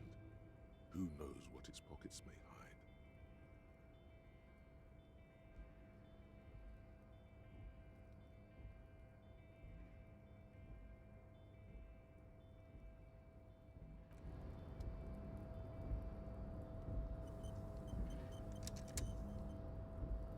A tarpaulin cloak with possible RCM markings is still caught on the railing.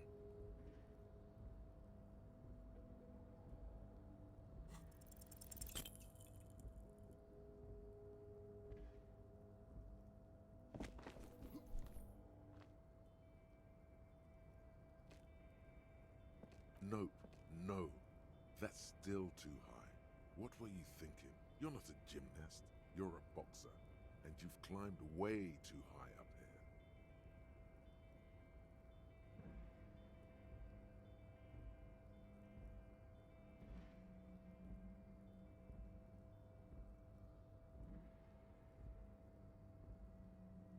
Sure. Just be careful, okay? Looks like you almost strained a muscle there.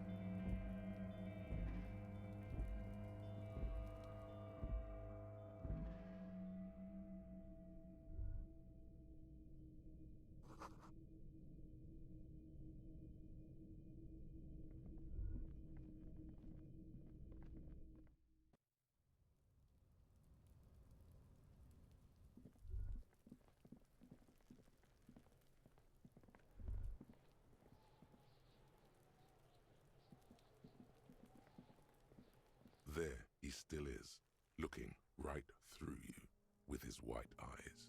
The body below is entirely dedicated to that corpse smell. Emitting it is all it does now.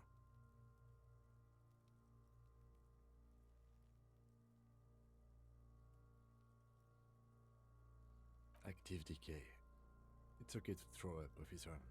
No. He's about to blow! Cop's gonna blow, Kuno! Active decay. He's about to blow! Cop's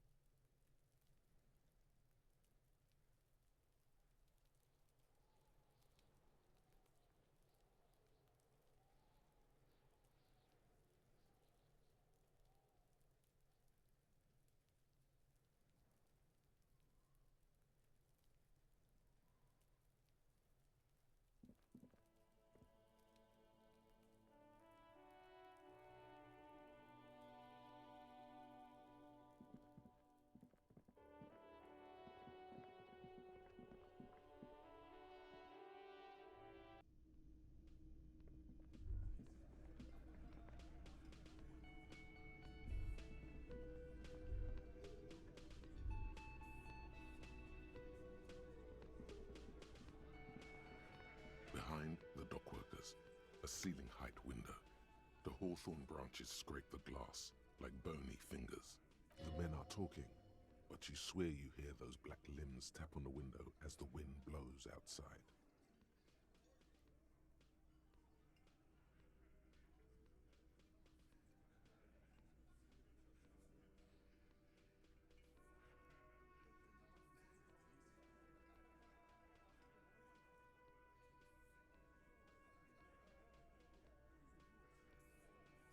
There's a little slide panel up there to let some air in. No need to open it in spring.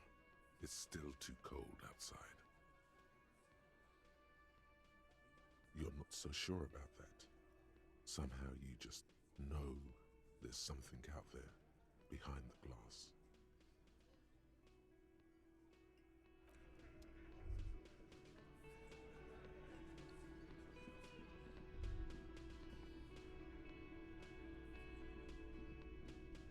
Just a moment.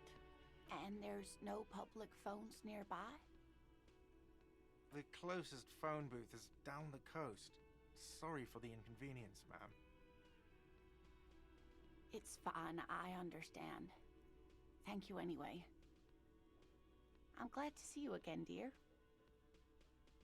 The lady is distressed. Perhaps something more upbeat might cheer her up.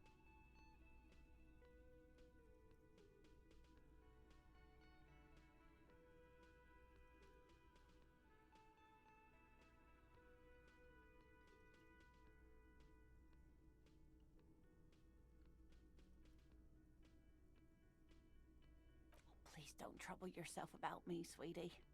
I was just hoping to make a call, but the Whirling's phone line isn't working. The Union office probably has a phone, but I can't really get there, or to the phone booth down the coast. And Gary's phone is dead too.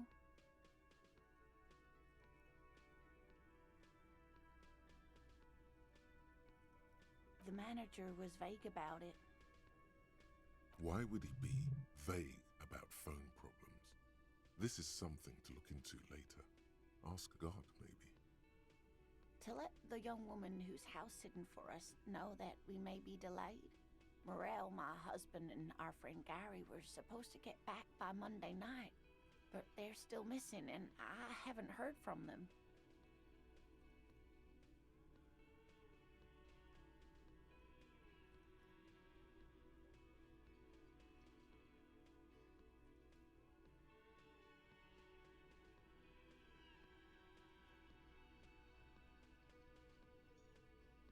I was also hoping she'd heard from Morel.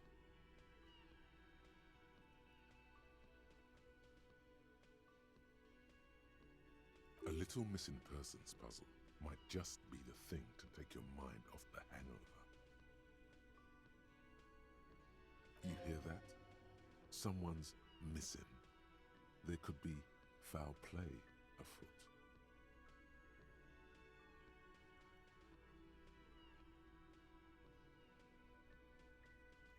That's right. Now skip the foreplay. Time to dive into the dark alleys. Start shaking down the usual suspects. You know, legwork.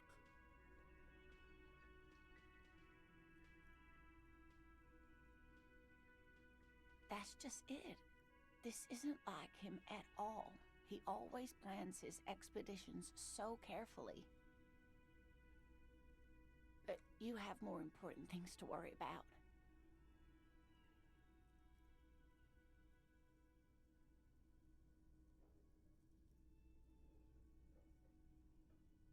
More important than a missing expedition?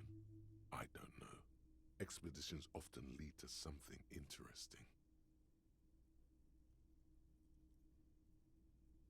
Just some field work, sweetie. Morel is a highly trained scientist. He and his assistant Gary are studying an extremely rare species of insect.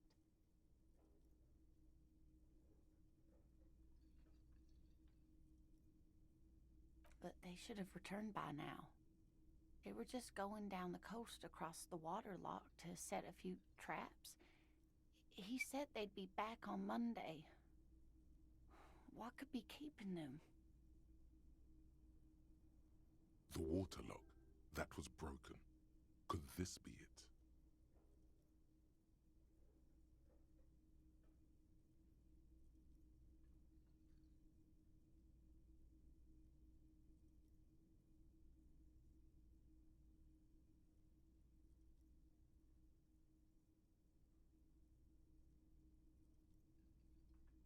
sweetie, it's nothing like that. Gary's as loyal as they come. I trust him with my husband's life any day.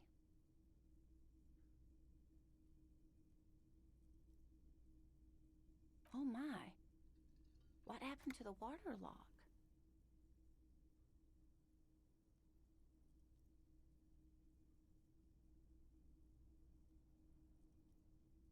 Oh, sweetie. If it weren't for you, I'd be looking forward to another sleepless night. Thank you from the bottom of my heart. You're welcome, ma'am. I hate to ask, but if your investigation takes you to the other side of the coast, please do keep an eye out for my husband. This will surely lead to a cryptozoological mystery with that extremely rare insect. Yes, some left-field scientific research is exactly what you need right now. Funk up that vanilla murder investigation.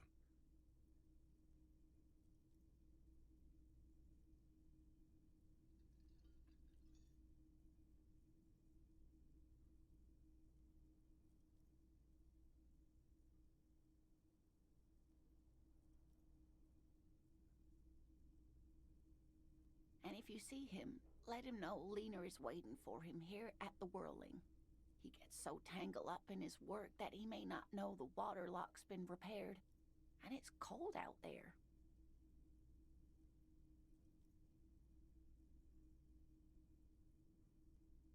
Oh, you're such a dear. Thank you, sweetie. Oh, yes. A zoologist. A cryptozoologist, to be more precise. It's a pseudoscience that attempts to legitimize research into mythological beasts and urban legends.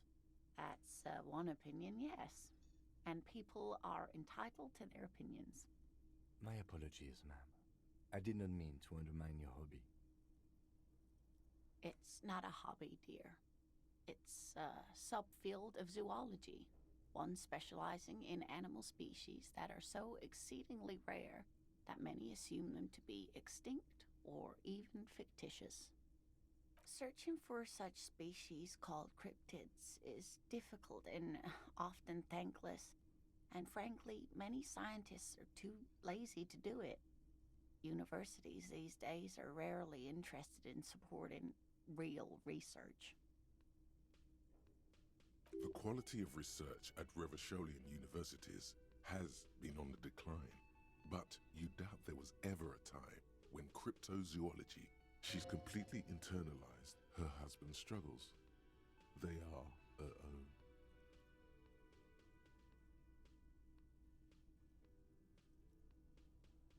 Oh dear, I'm not sure where to begin. Well, his expression is slightly grumpy, but his eyes are always bright and curious, like a small boy's. And his palms are quite coarse from all the field work, but he's quite gentle. You can't go around Revachol feeling grown men's hands. If you want to find her husband, you'll need more concrete information. It's always a challenge to describe the person you know best in the world.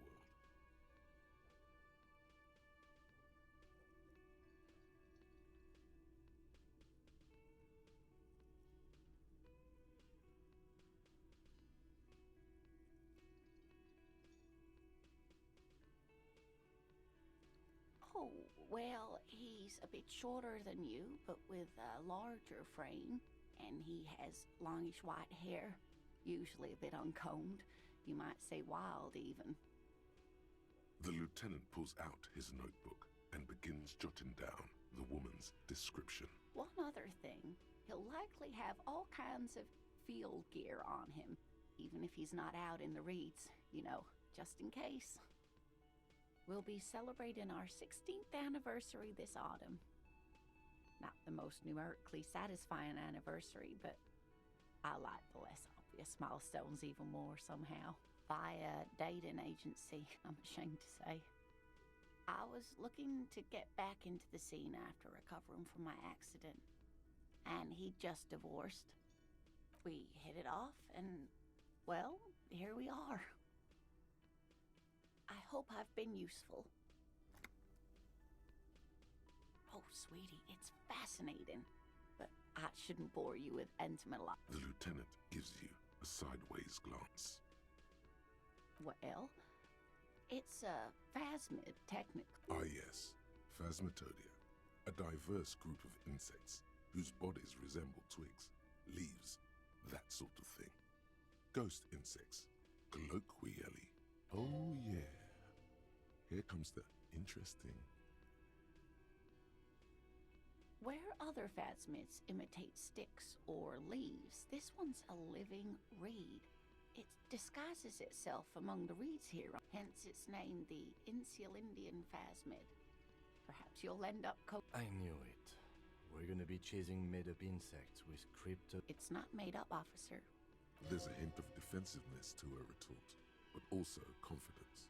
She seems to sit up a... It's simply elusive, so much so that most establishments... Well, some teenagers making out in the reeds saw one. They didn't know what it was, of course, but there was a brief article in a local newspaper about their encounter with a ghost insect that looks like the reed. Of course, most phasmid sightings turn out to be false alarms, but their description matched the Insulindian... Not at all. Why else would it hide itself so carefully? Oh, I doubt it. No one gets into cryptozoology for the money, sweetie. Yes, it can blend in almost perfectly among the reeds. It's how it stayed hidden all these years, centuries even.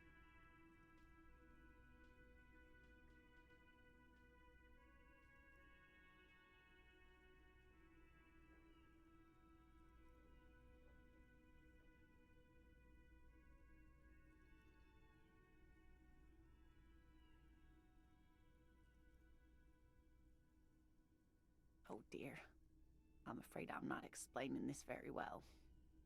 It is very special. Morel can explain it all much better. I wish you could hear him describe it. Then you'd understand, I'm sure.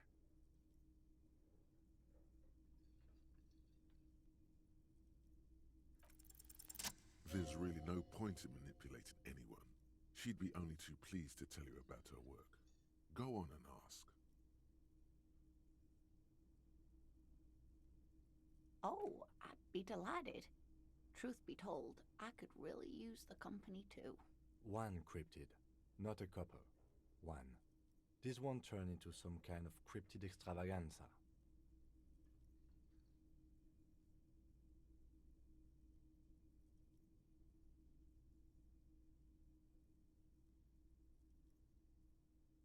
He nods and assumes, ooh, tough choice there.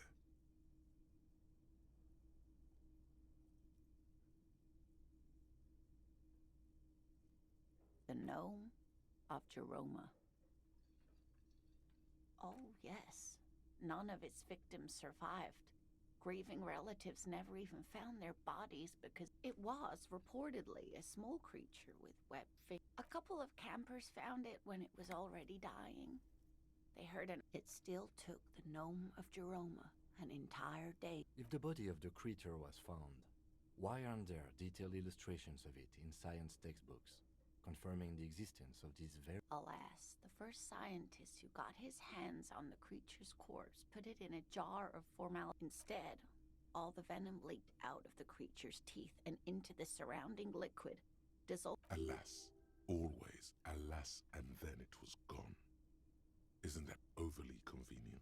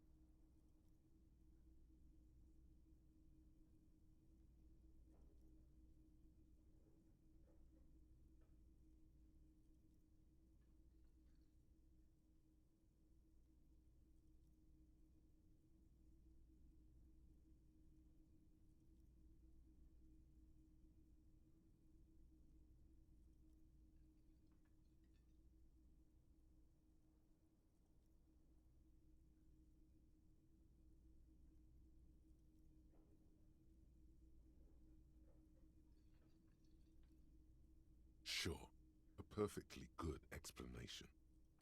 Of course, dear.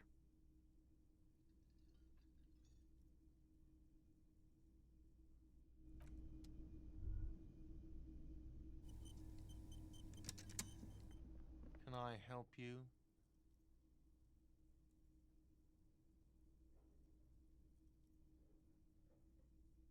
Got the 20 real?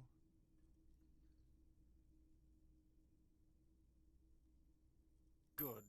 You got the room for the night, but remember, you'll need another 20 real tomorrow. Take it easy on him. Deep down, he really hates being the guy who has to remind you. Another thing. Great. Yes, and the phone company is taking its sweet time sending someone to fix it. Losers.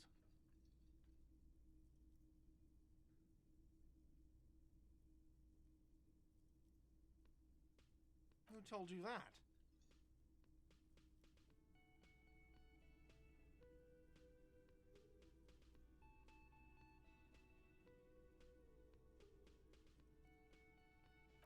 Fine, yeah. It looked like someone had messed with the wiring. It was shortly after the hanging, but I don't know if it's at all related. Plenty of assholes around here who aren't murdered. He's exhausted from years of dealing with the assholes. That's why he's trying so hard not to be one too. If you do find out who cut the line, though, let me know so I can forward them the repair bill. Yes?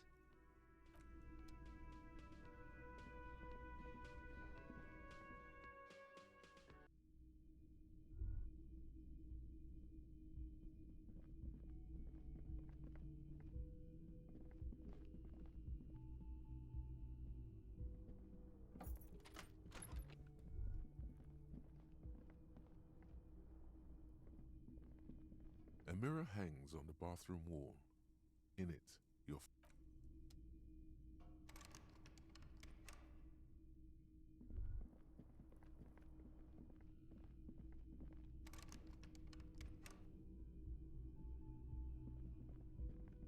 The door is closed. This door can open still nothing. The lieutenant gives you a quick glance. He doesn't like where this is going. Still nothing. The lieutenant, he doesn't like where...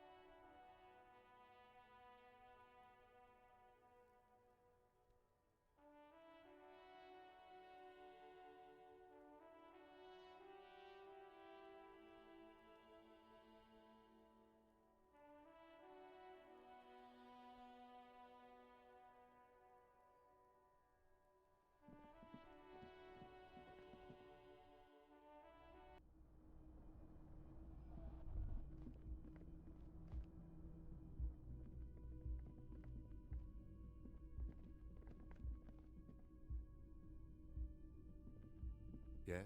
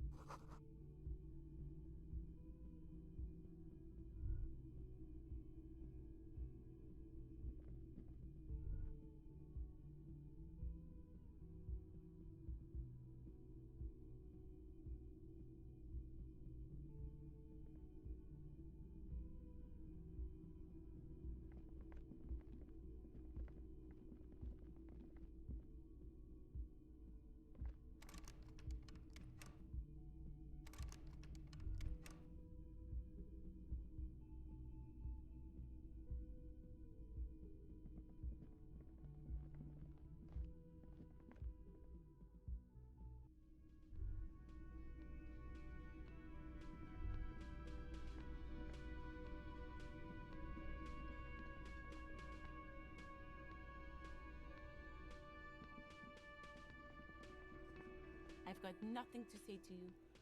Why are you wasting your time?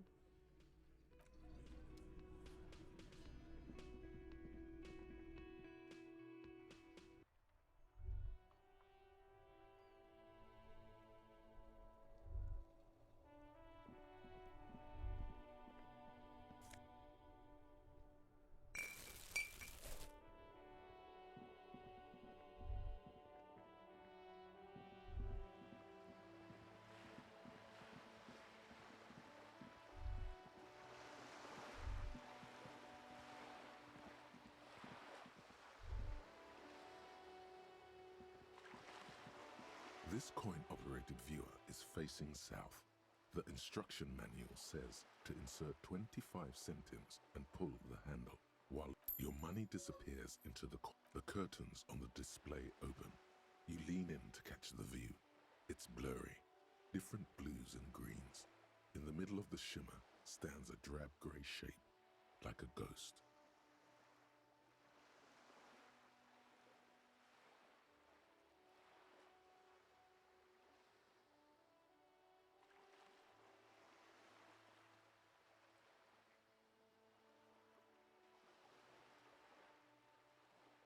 The lenses shift. The ghost sharpens into an islet in the bay. In the ruins, a man-made structure is visible, a half-sunken sea fort, its concrete almost reconquered by nature.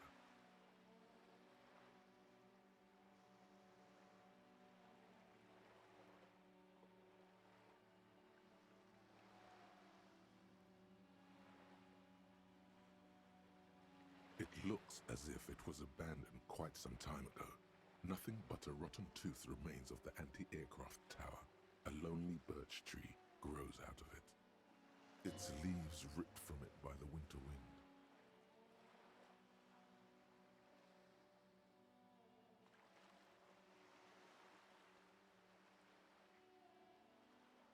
The little brave birch tree seems to wave back in the wind. Really? I don't have the eyesight to make it out.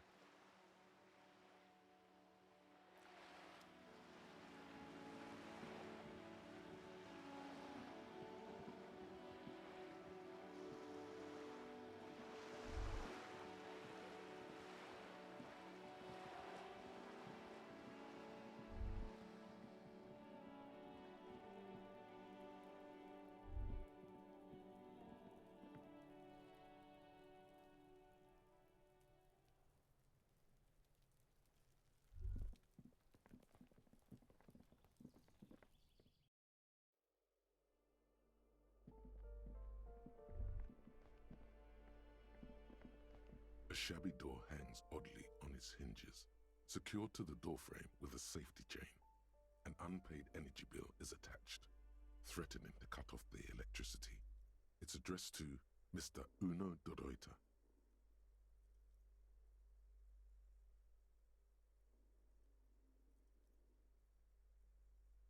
And the place comes with 3 months' worth of utility bills.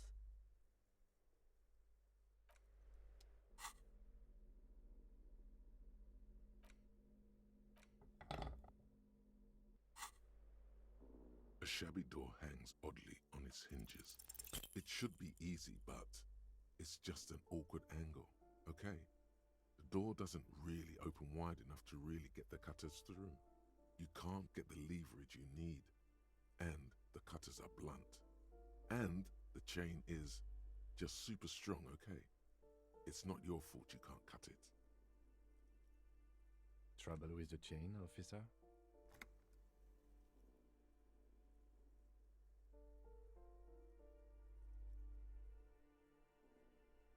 Supreme titanium? Sure.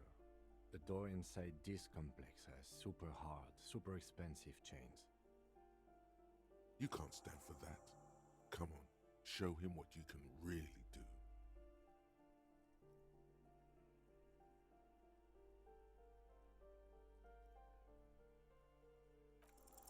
Snip.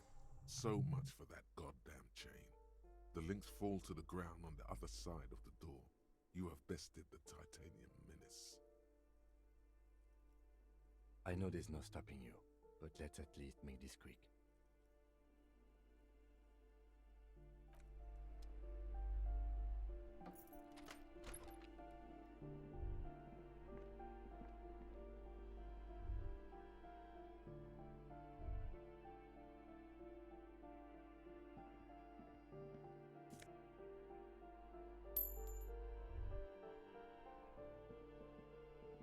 A phone book lies open on the table, covering a stack of utility bills. Right next to it, in plain sight, sits a small bottle of amphetamine, conveniently equipped with a straw.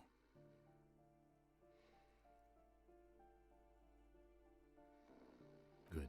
confiscate it. The minuscule amount of amphetamine doesn't interest the lieutenant in the slightest. He listens instead to something in the other room. You pocket the bottle as if it were the most natural thing in the world.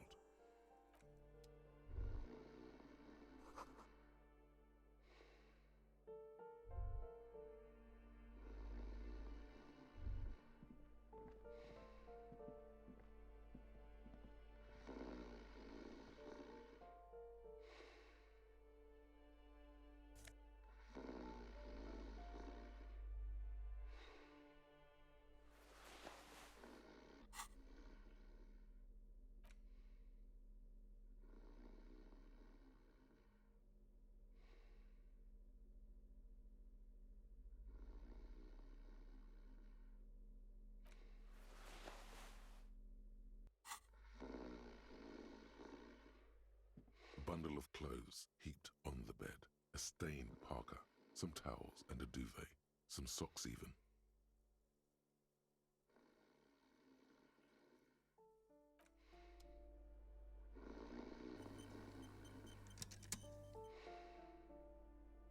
A bundle of clothes heaped on the bed, a stained parka, some towels and a duvet, some socks even.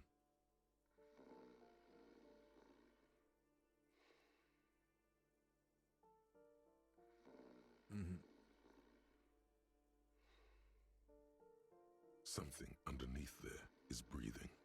It's not too late. No one's going to blame you for backing out. You don't have to do this. Just get out.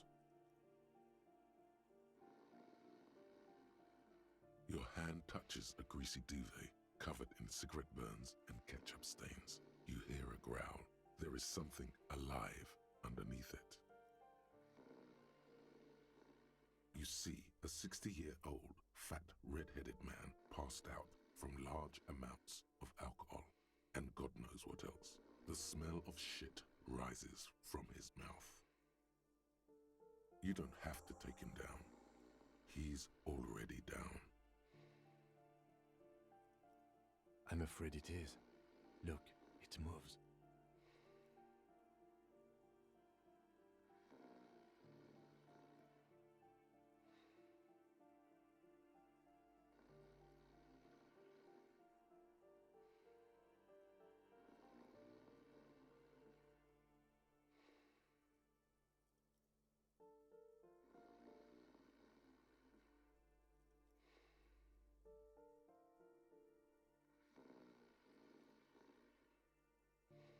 A groan rises from the man's throat, dry like a death rattle.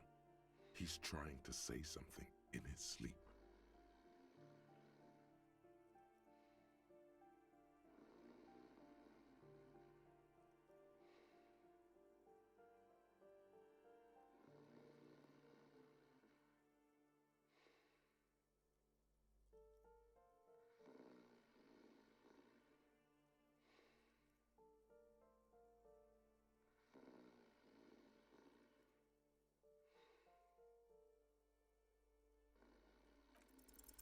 The man groans once again, but his tongue keeps failing him. It's impossible to make out the syllables. A hand emerges from the blankets, trying to gesticulate something. And then it dawns upon you, clear and surreal. Pigs, he says. He's trying to call you pigs. Are you going to let a semi-conscious degenerate disrespect you?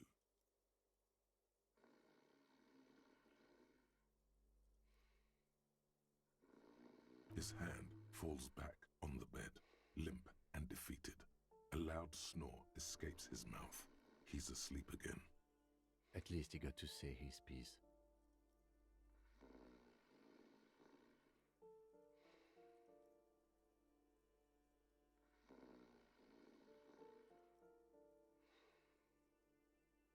Silence. Only heat emanates from the sleeping body. What is there to do? We could turn him on his side so he doesn't choke on his own vomit, but he's already on his side. We could take him to Remedy or Saint-Baptiste, but he doesn't have money for medical services. The almshouse would turn him down. They don't do charity for people who are trying to kill themselves. Besides, he'll be dead in a few.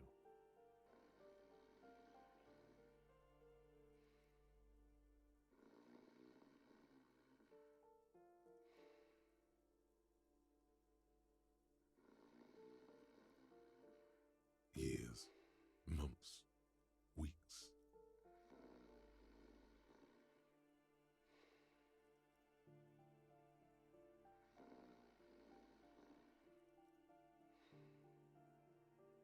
The pile of blankets grunts miserably.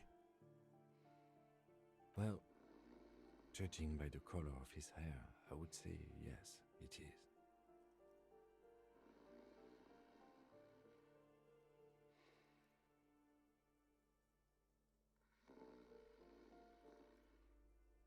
The lieutenant's right. The man's unwashed hair bears a familiar ginger tone. Even the hair on his chest is coppery. The light from the window falls into his half-open eyes.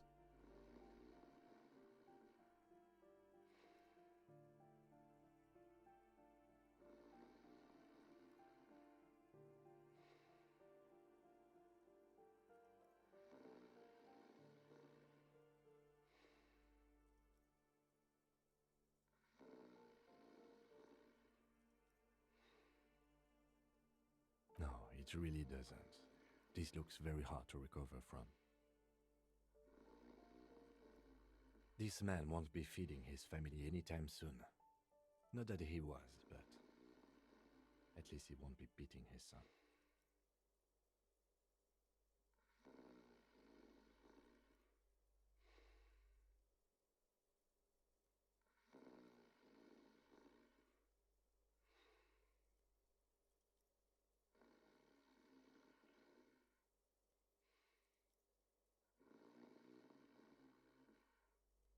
A pair of half-open bug eyes is staring back at you from the dark, empty, and frozen.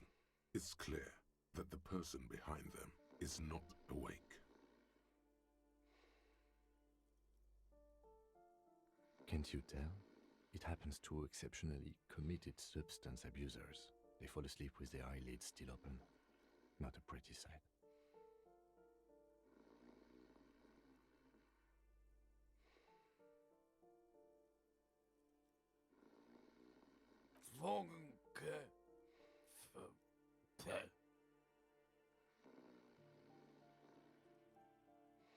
Look, he's trying to communicate.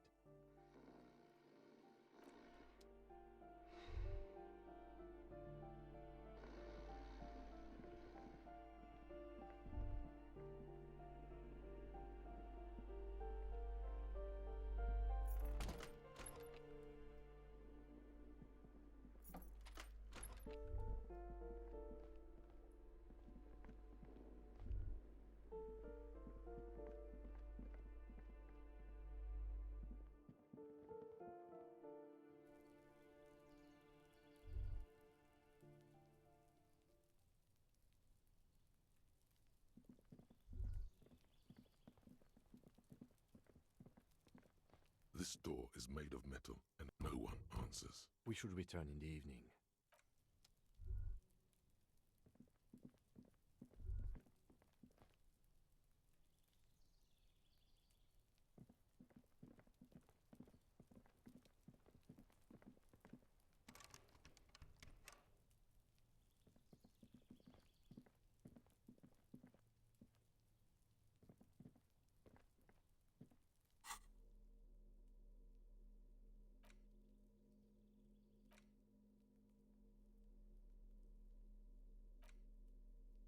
It's the ledger you found. Oh, and an incredibly cool piece of kitchen tissue is stuck to the back. It takes about half an hour to AKA Leslie and Burke, AKA the public indecency drunk and the property damage drunk, is a cursed case.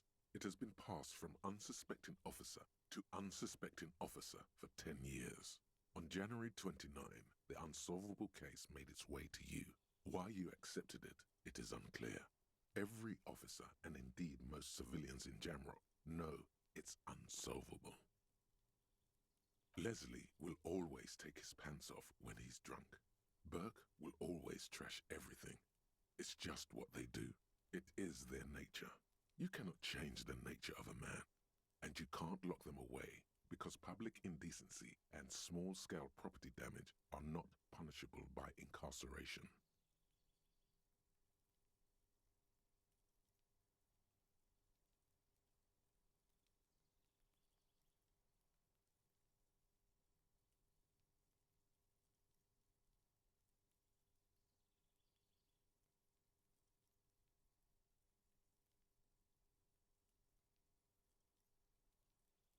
The only way for Leslie to stop flashing his genitals to bypassers and for Burke to stop dismantling signage and rear-view mirrors would be for them to stop drinking alcohol, which, in their 40s or 50s, it's hard to tell because of their distorted features, is a medical improbability on par with you ceasing to produce the expression.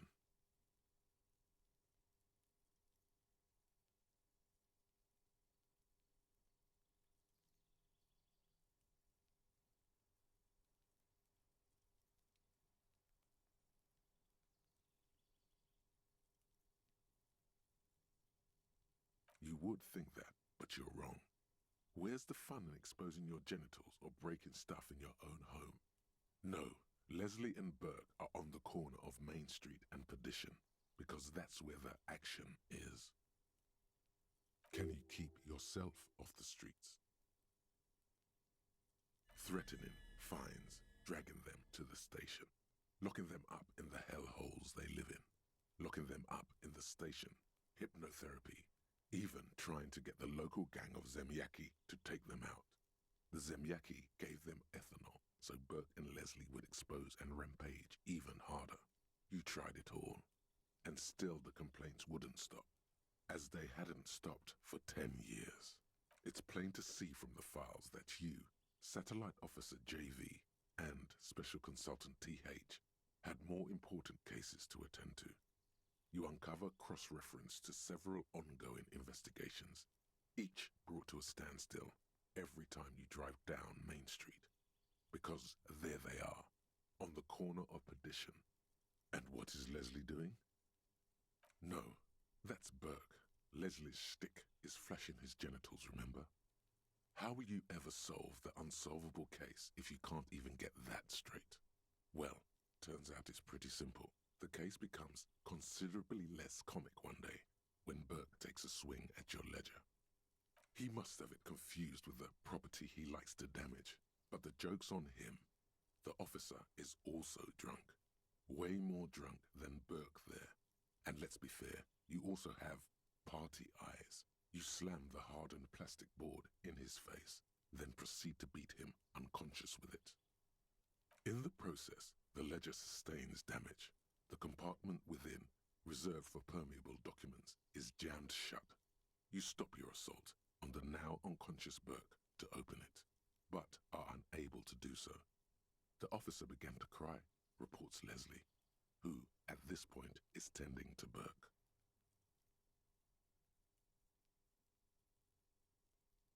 He came at us, and at us.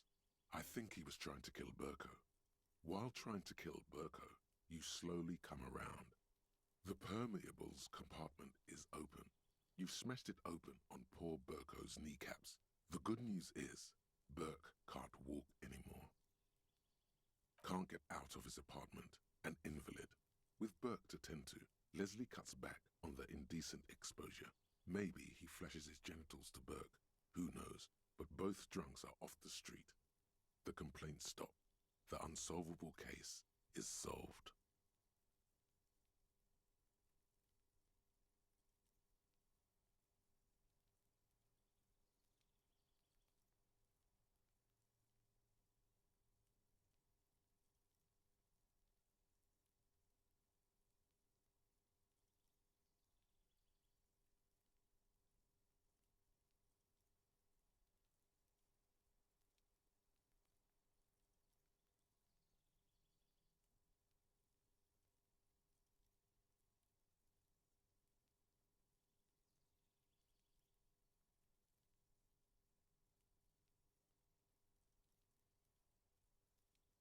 Which is also why the officer responsible narrowly escapes a disciplinary hearing. The end. Do you want to read another one? Some assholes brought their couch outside and hung out on it. In the middle of the street, on the roof, on the hillside by the motorway. You know, at an unexpected location. They were young, and they thought they looked cool on it.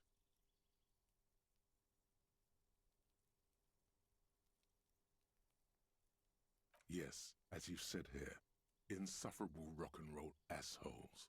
Young people are the worst. So anyway, you got a complaint about the damn sofa, or couch, or whatever it was.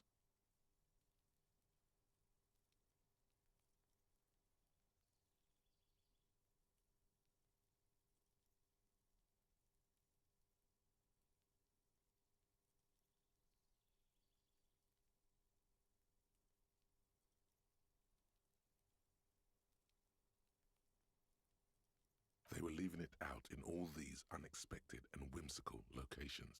They took it to where they also took photos of themselves on it, and smoked cigarettes, and drank coffee because they felt it's intellectual.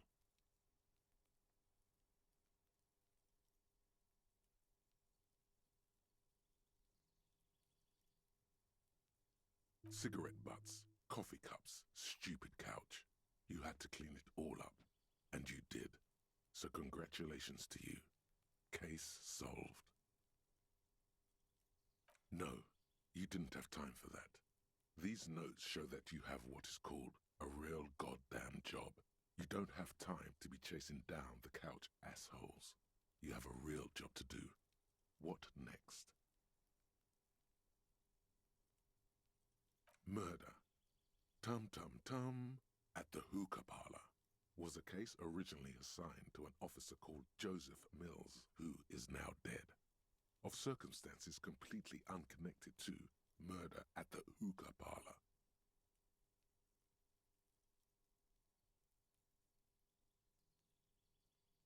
Beaten to death by a throng of Villalobos gang members when him and his partner J.M., only initials mentioned, answered a call one night. It's a sad story, and it isn't really represented in your case files. Stop stalling and get to the murder at the hookah parlor.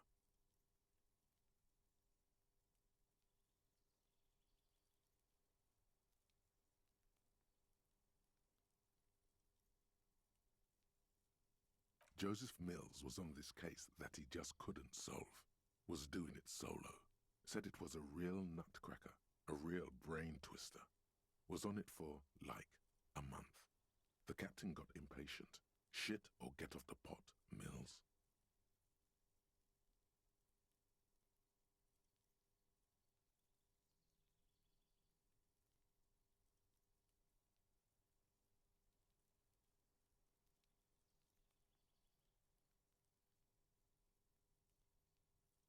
Mills didn't get off the pot. Not yet. He kept at it for a couple of weeks more, racking his brains, running with every theory, as outlandish as they seemed. Still couldn't solve the murder at the hookah parlor. Tough case, he said. Toughest he's ever had. No, he was awful. Awful sense of humor, too. The worst jokes you've ever heard. Really rapey. Still, he'd been on it for months now. Said it was the final case. Said it was uncrackable. That murderer vanished into thin air. That goddamn hookah parlor was all he talked about.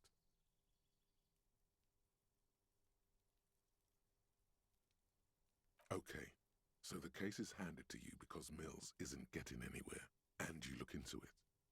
Here's the setup. A young man is found dead in a hookah parlor. You know, those places where you go and smoke bubblegum-flavored vapor all day.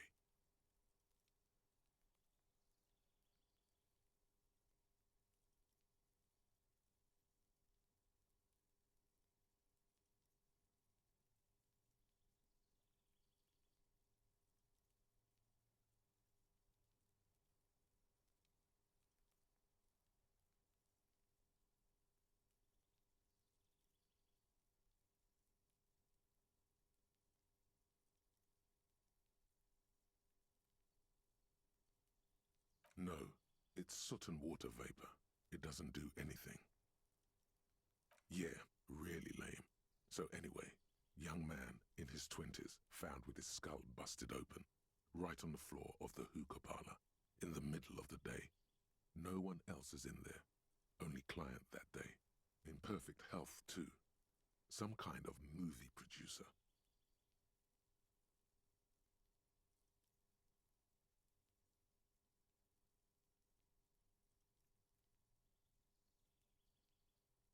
No one enters, no one exits. He's just sucking on his watermelon hookah all morning, all noon, like he usually does. He's a regular. No calls, nothing. Just sucking on the hookah until 15:45. Then bam, he's dead on the floor with his skull busted open, blood everywhere. What happened? How can it be? Mills has no idea. Invisible assassin. Movie deal gone sour. Girl at the counter did it. Nothing fits. Eerie. Man just dropped dead. So you go to the parlor. You see cushions around the table. Table's low, heavy, really sharp edge.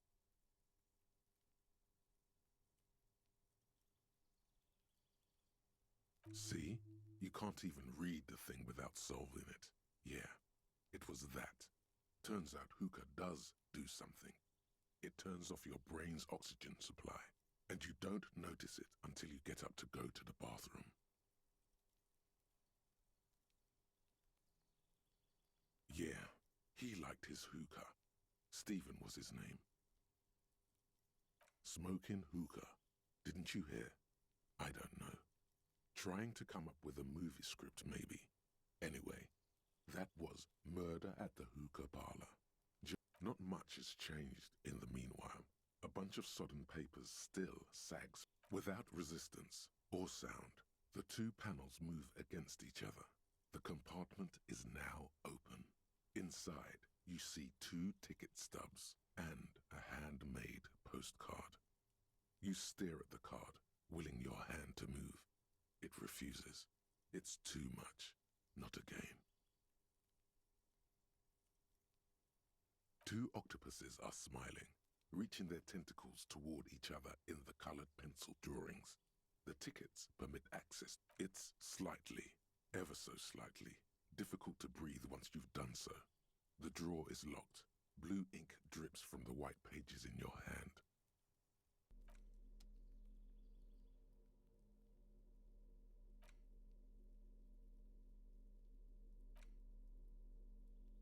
The Greatest Innocence by João Paulo Salomão Lopes de Fuego. The book is large and heavy.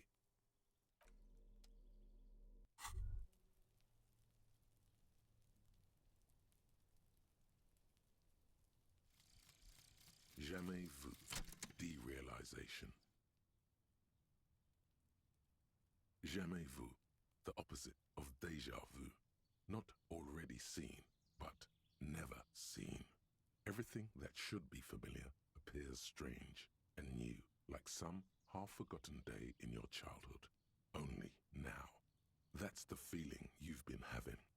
And for who knows how long. You should go and ask Joyce Messier about this. What world are we in? This is a fundamental question.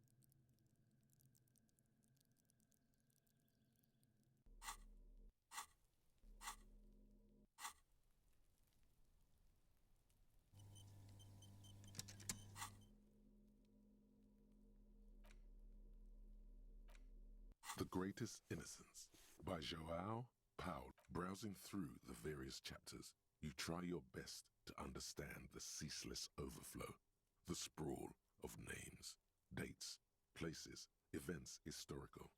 Most of it ends up as a twisted mass of facts inside your brain.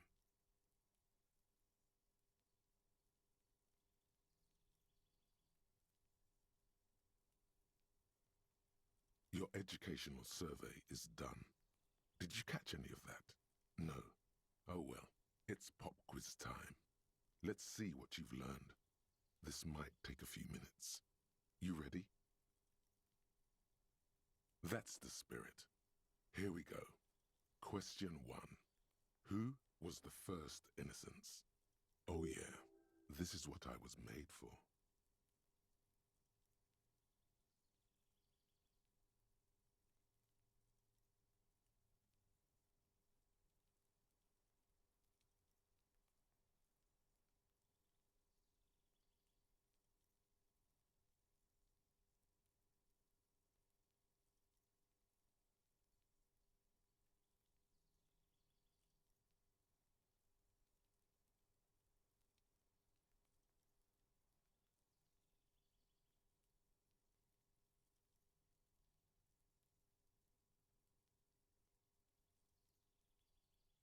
A pop quiz is a short examination designed to test your knowledge without any prior warning or announcement.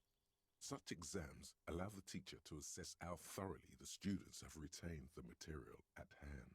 Voila! Now blast that first innocence.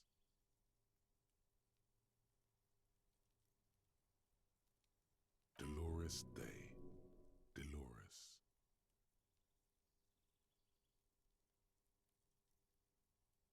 Incorrect. Dolores Day was the innocence of humanism, internationalism, and the welfare state. She codified parliamentary democracy and created modern institutions. Among these, the moral intern, she was powerful and beautiful on all her icons. Her colors are silver, white, and apricot. And when you think her name, Dolores, stomach acid rises to the back of your throat, and it hurts. You see a flash silver, a wreath, an airport bag, and blonde hair. You don't know why. Another choice, perhaps? Steer clear of this one. There's something terrible about this one.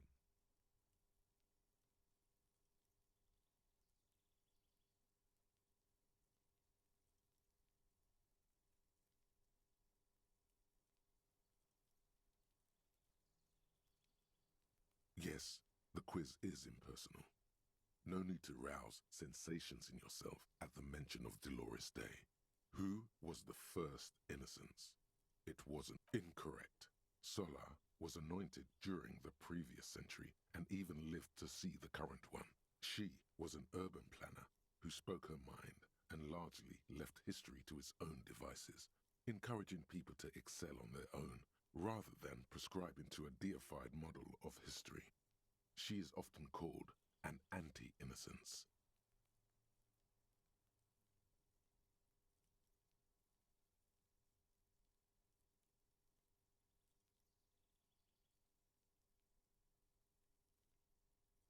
Sola resigned after an assassination attempt by a Yugo nationalist who blamed her for not taking the side of the left during the turn-of-the-century revolutions. Innocences don't usually resign. Care to try again?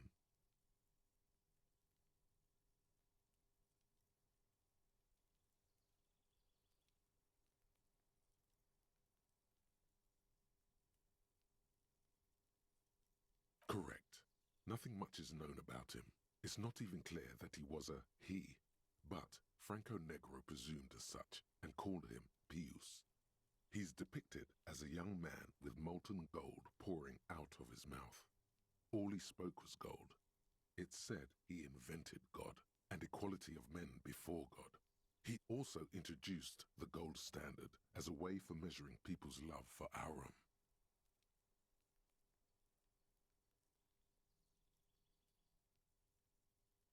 As the first innocence, he declared that there should be more of those like him. It is presumed his disciples were the beginning of the Holy Party, the founding party.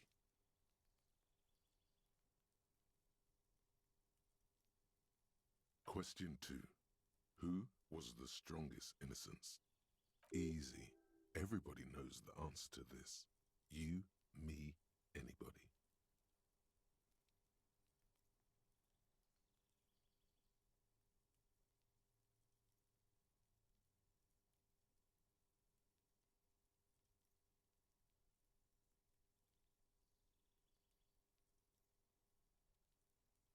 Incorrect again. While she originated many modern institutions, launched several successful expeditions, and was even critical of the Innocentic system itself, and somehow keeps popping up in your mind, she is not often considered the strongest.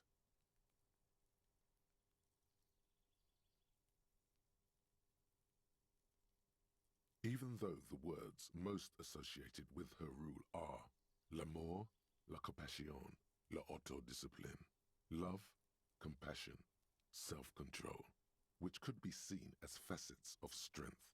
Would you like to try again? Please, relax. Incorrect. Vespa Messina is not a person, but a defunct state on the southeastern coast of the Occident. It used to take up most of the peninsula before separating into the republics of Vespa and Messina. Care to try again? Correct. Named the innocence of militarism, he codified hereditary rule, but at the same time ended serfdom and established the Inter-Isolari Real as the global reserve currency. He also established the concept of the nation. Franco Negro attempted to solve the rising tensions between the aristocracy and bourgeoisie by building a unified society in which every man has a place and a mission, but at the same time may rise to nobility provided on the strength of his virtue. Question 3. Who was the false innocence? Got it under control. No problem. Solid on this one. It's widespread historical information. Yes, there exists a group called the Founding Party, known as the Holy Party, during the time of the Pericarnassian. This, the world's oldest international organization, spends its time in search of either the re-emergence of the innocents or new members. There seems to be a mix-up with the sources. It's not my fault. At least it clearly wasn't Dolores Day. She wouldn't be false. She's beautiful.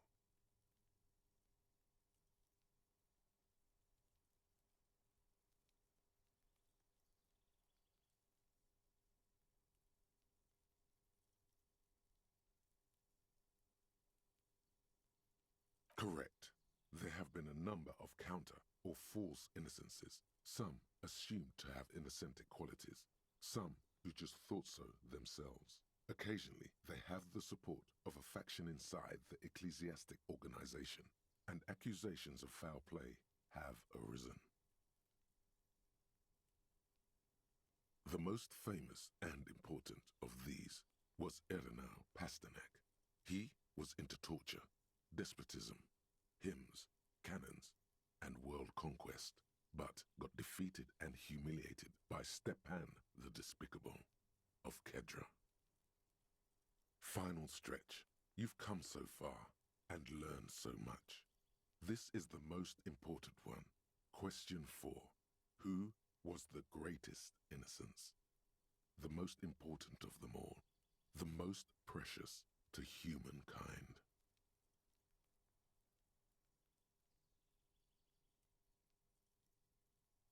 I've got it. Honest. Correct. The Mesque might see Franco Negro as the father of nations, but as of this century, there's been a great shift in attitude.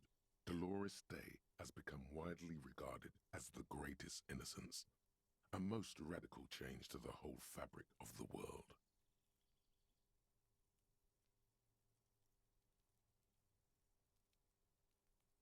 Everything from inter-esolary travel to the connected world to 3 consecutive scientific revolutions can be traced back to her. Every decade that passes, she seems less human somehow, and more beautiful.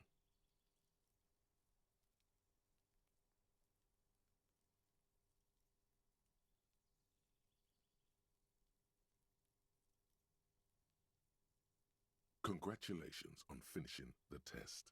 The results and your subsequent grade have been calculated. You get a D. Not particularly remarkable, but technically a passing grade. Not that anyone really expected better. You would have done better if you'd just left Dolores Day for the end. Dial the Dolores Day down a bit.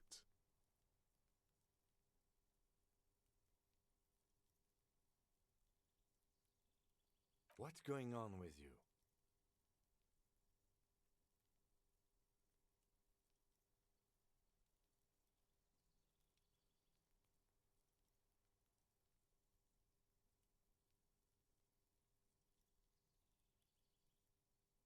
Okay.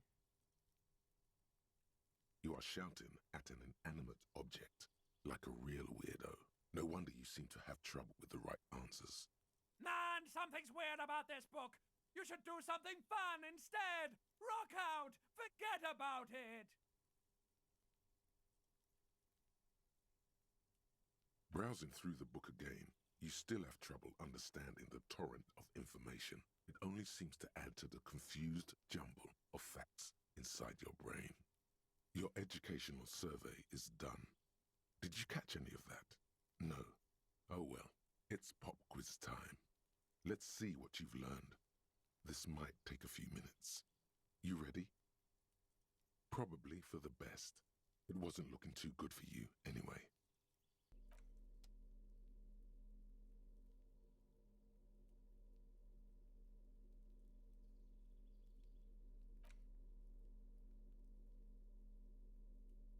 Medicinal purposes of the pearl. The cover of this heavy tome features a number of esoteric symbols. Flipping through the book, you find a number of sections on the general benefits of the pearl. A large pharmacopoeia makes up nearly half of the book.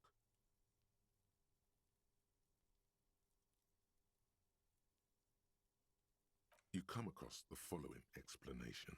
While modern pharmacopoeia are continually updated by so-called experts based on the results of clinical trials, readers will find assembled here the timeless wisdom relied upon by generations of traditional Seolite medicine practitioners, Mesk mystics, and Ilmaran folk doctors.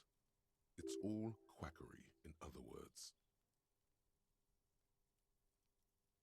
Finally, something to calm the angry spirits that have been plaguing you.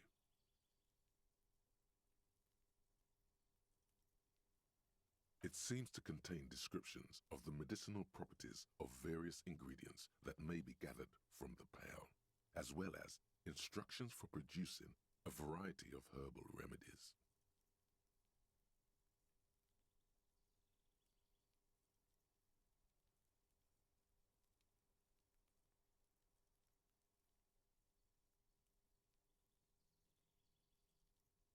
There's nothing in here that speaks to hangovers directly.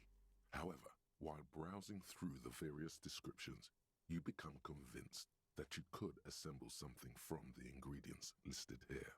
Want to give it a shot?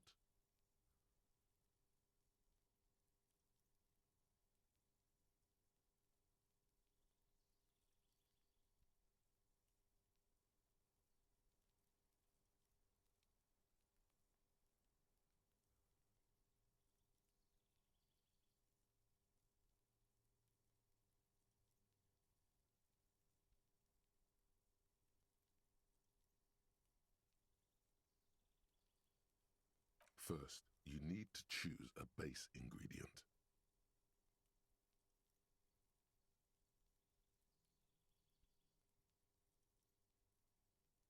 Next, you'll need to combine the base ingredient with an appropriate vehicle.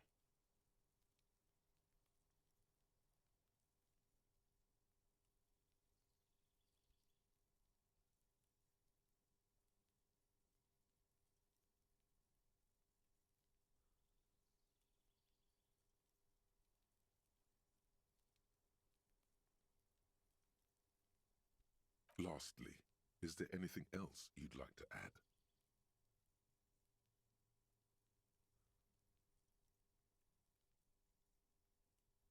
The rue and aloe vera make this poultice ideal for alleviating minor injuries and inflammation. It won't do anything for your hangover, though. Would you like to try again? You close the book and find yourself staring at the familiar cover once more.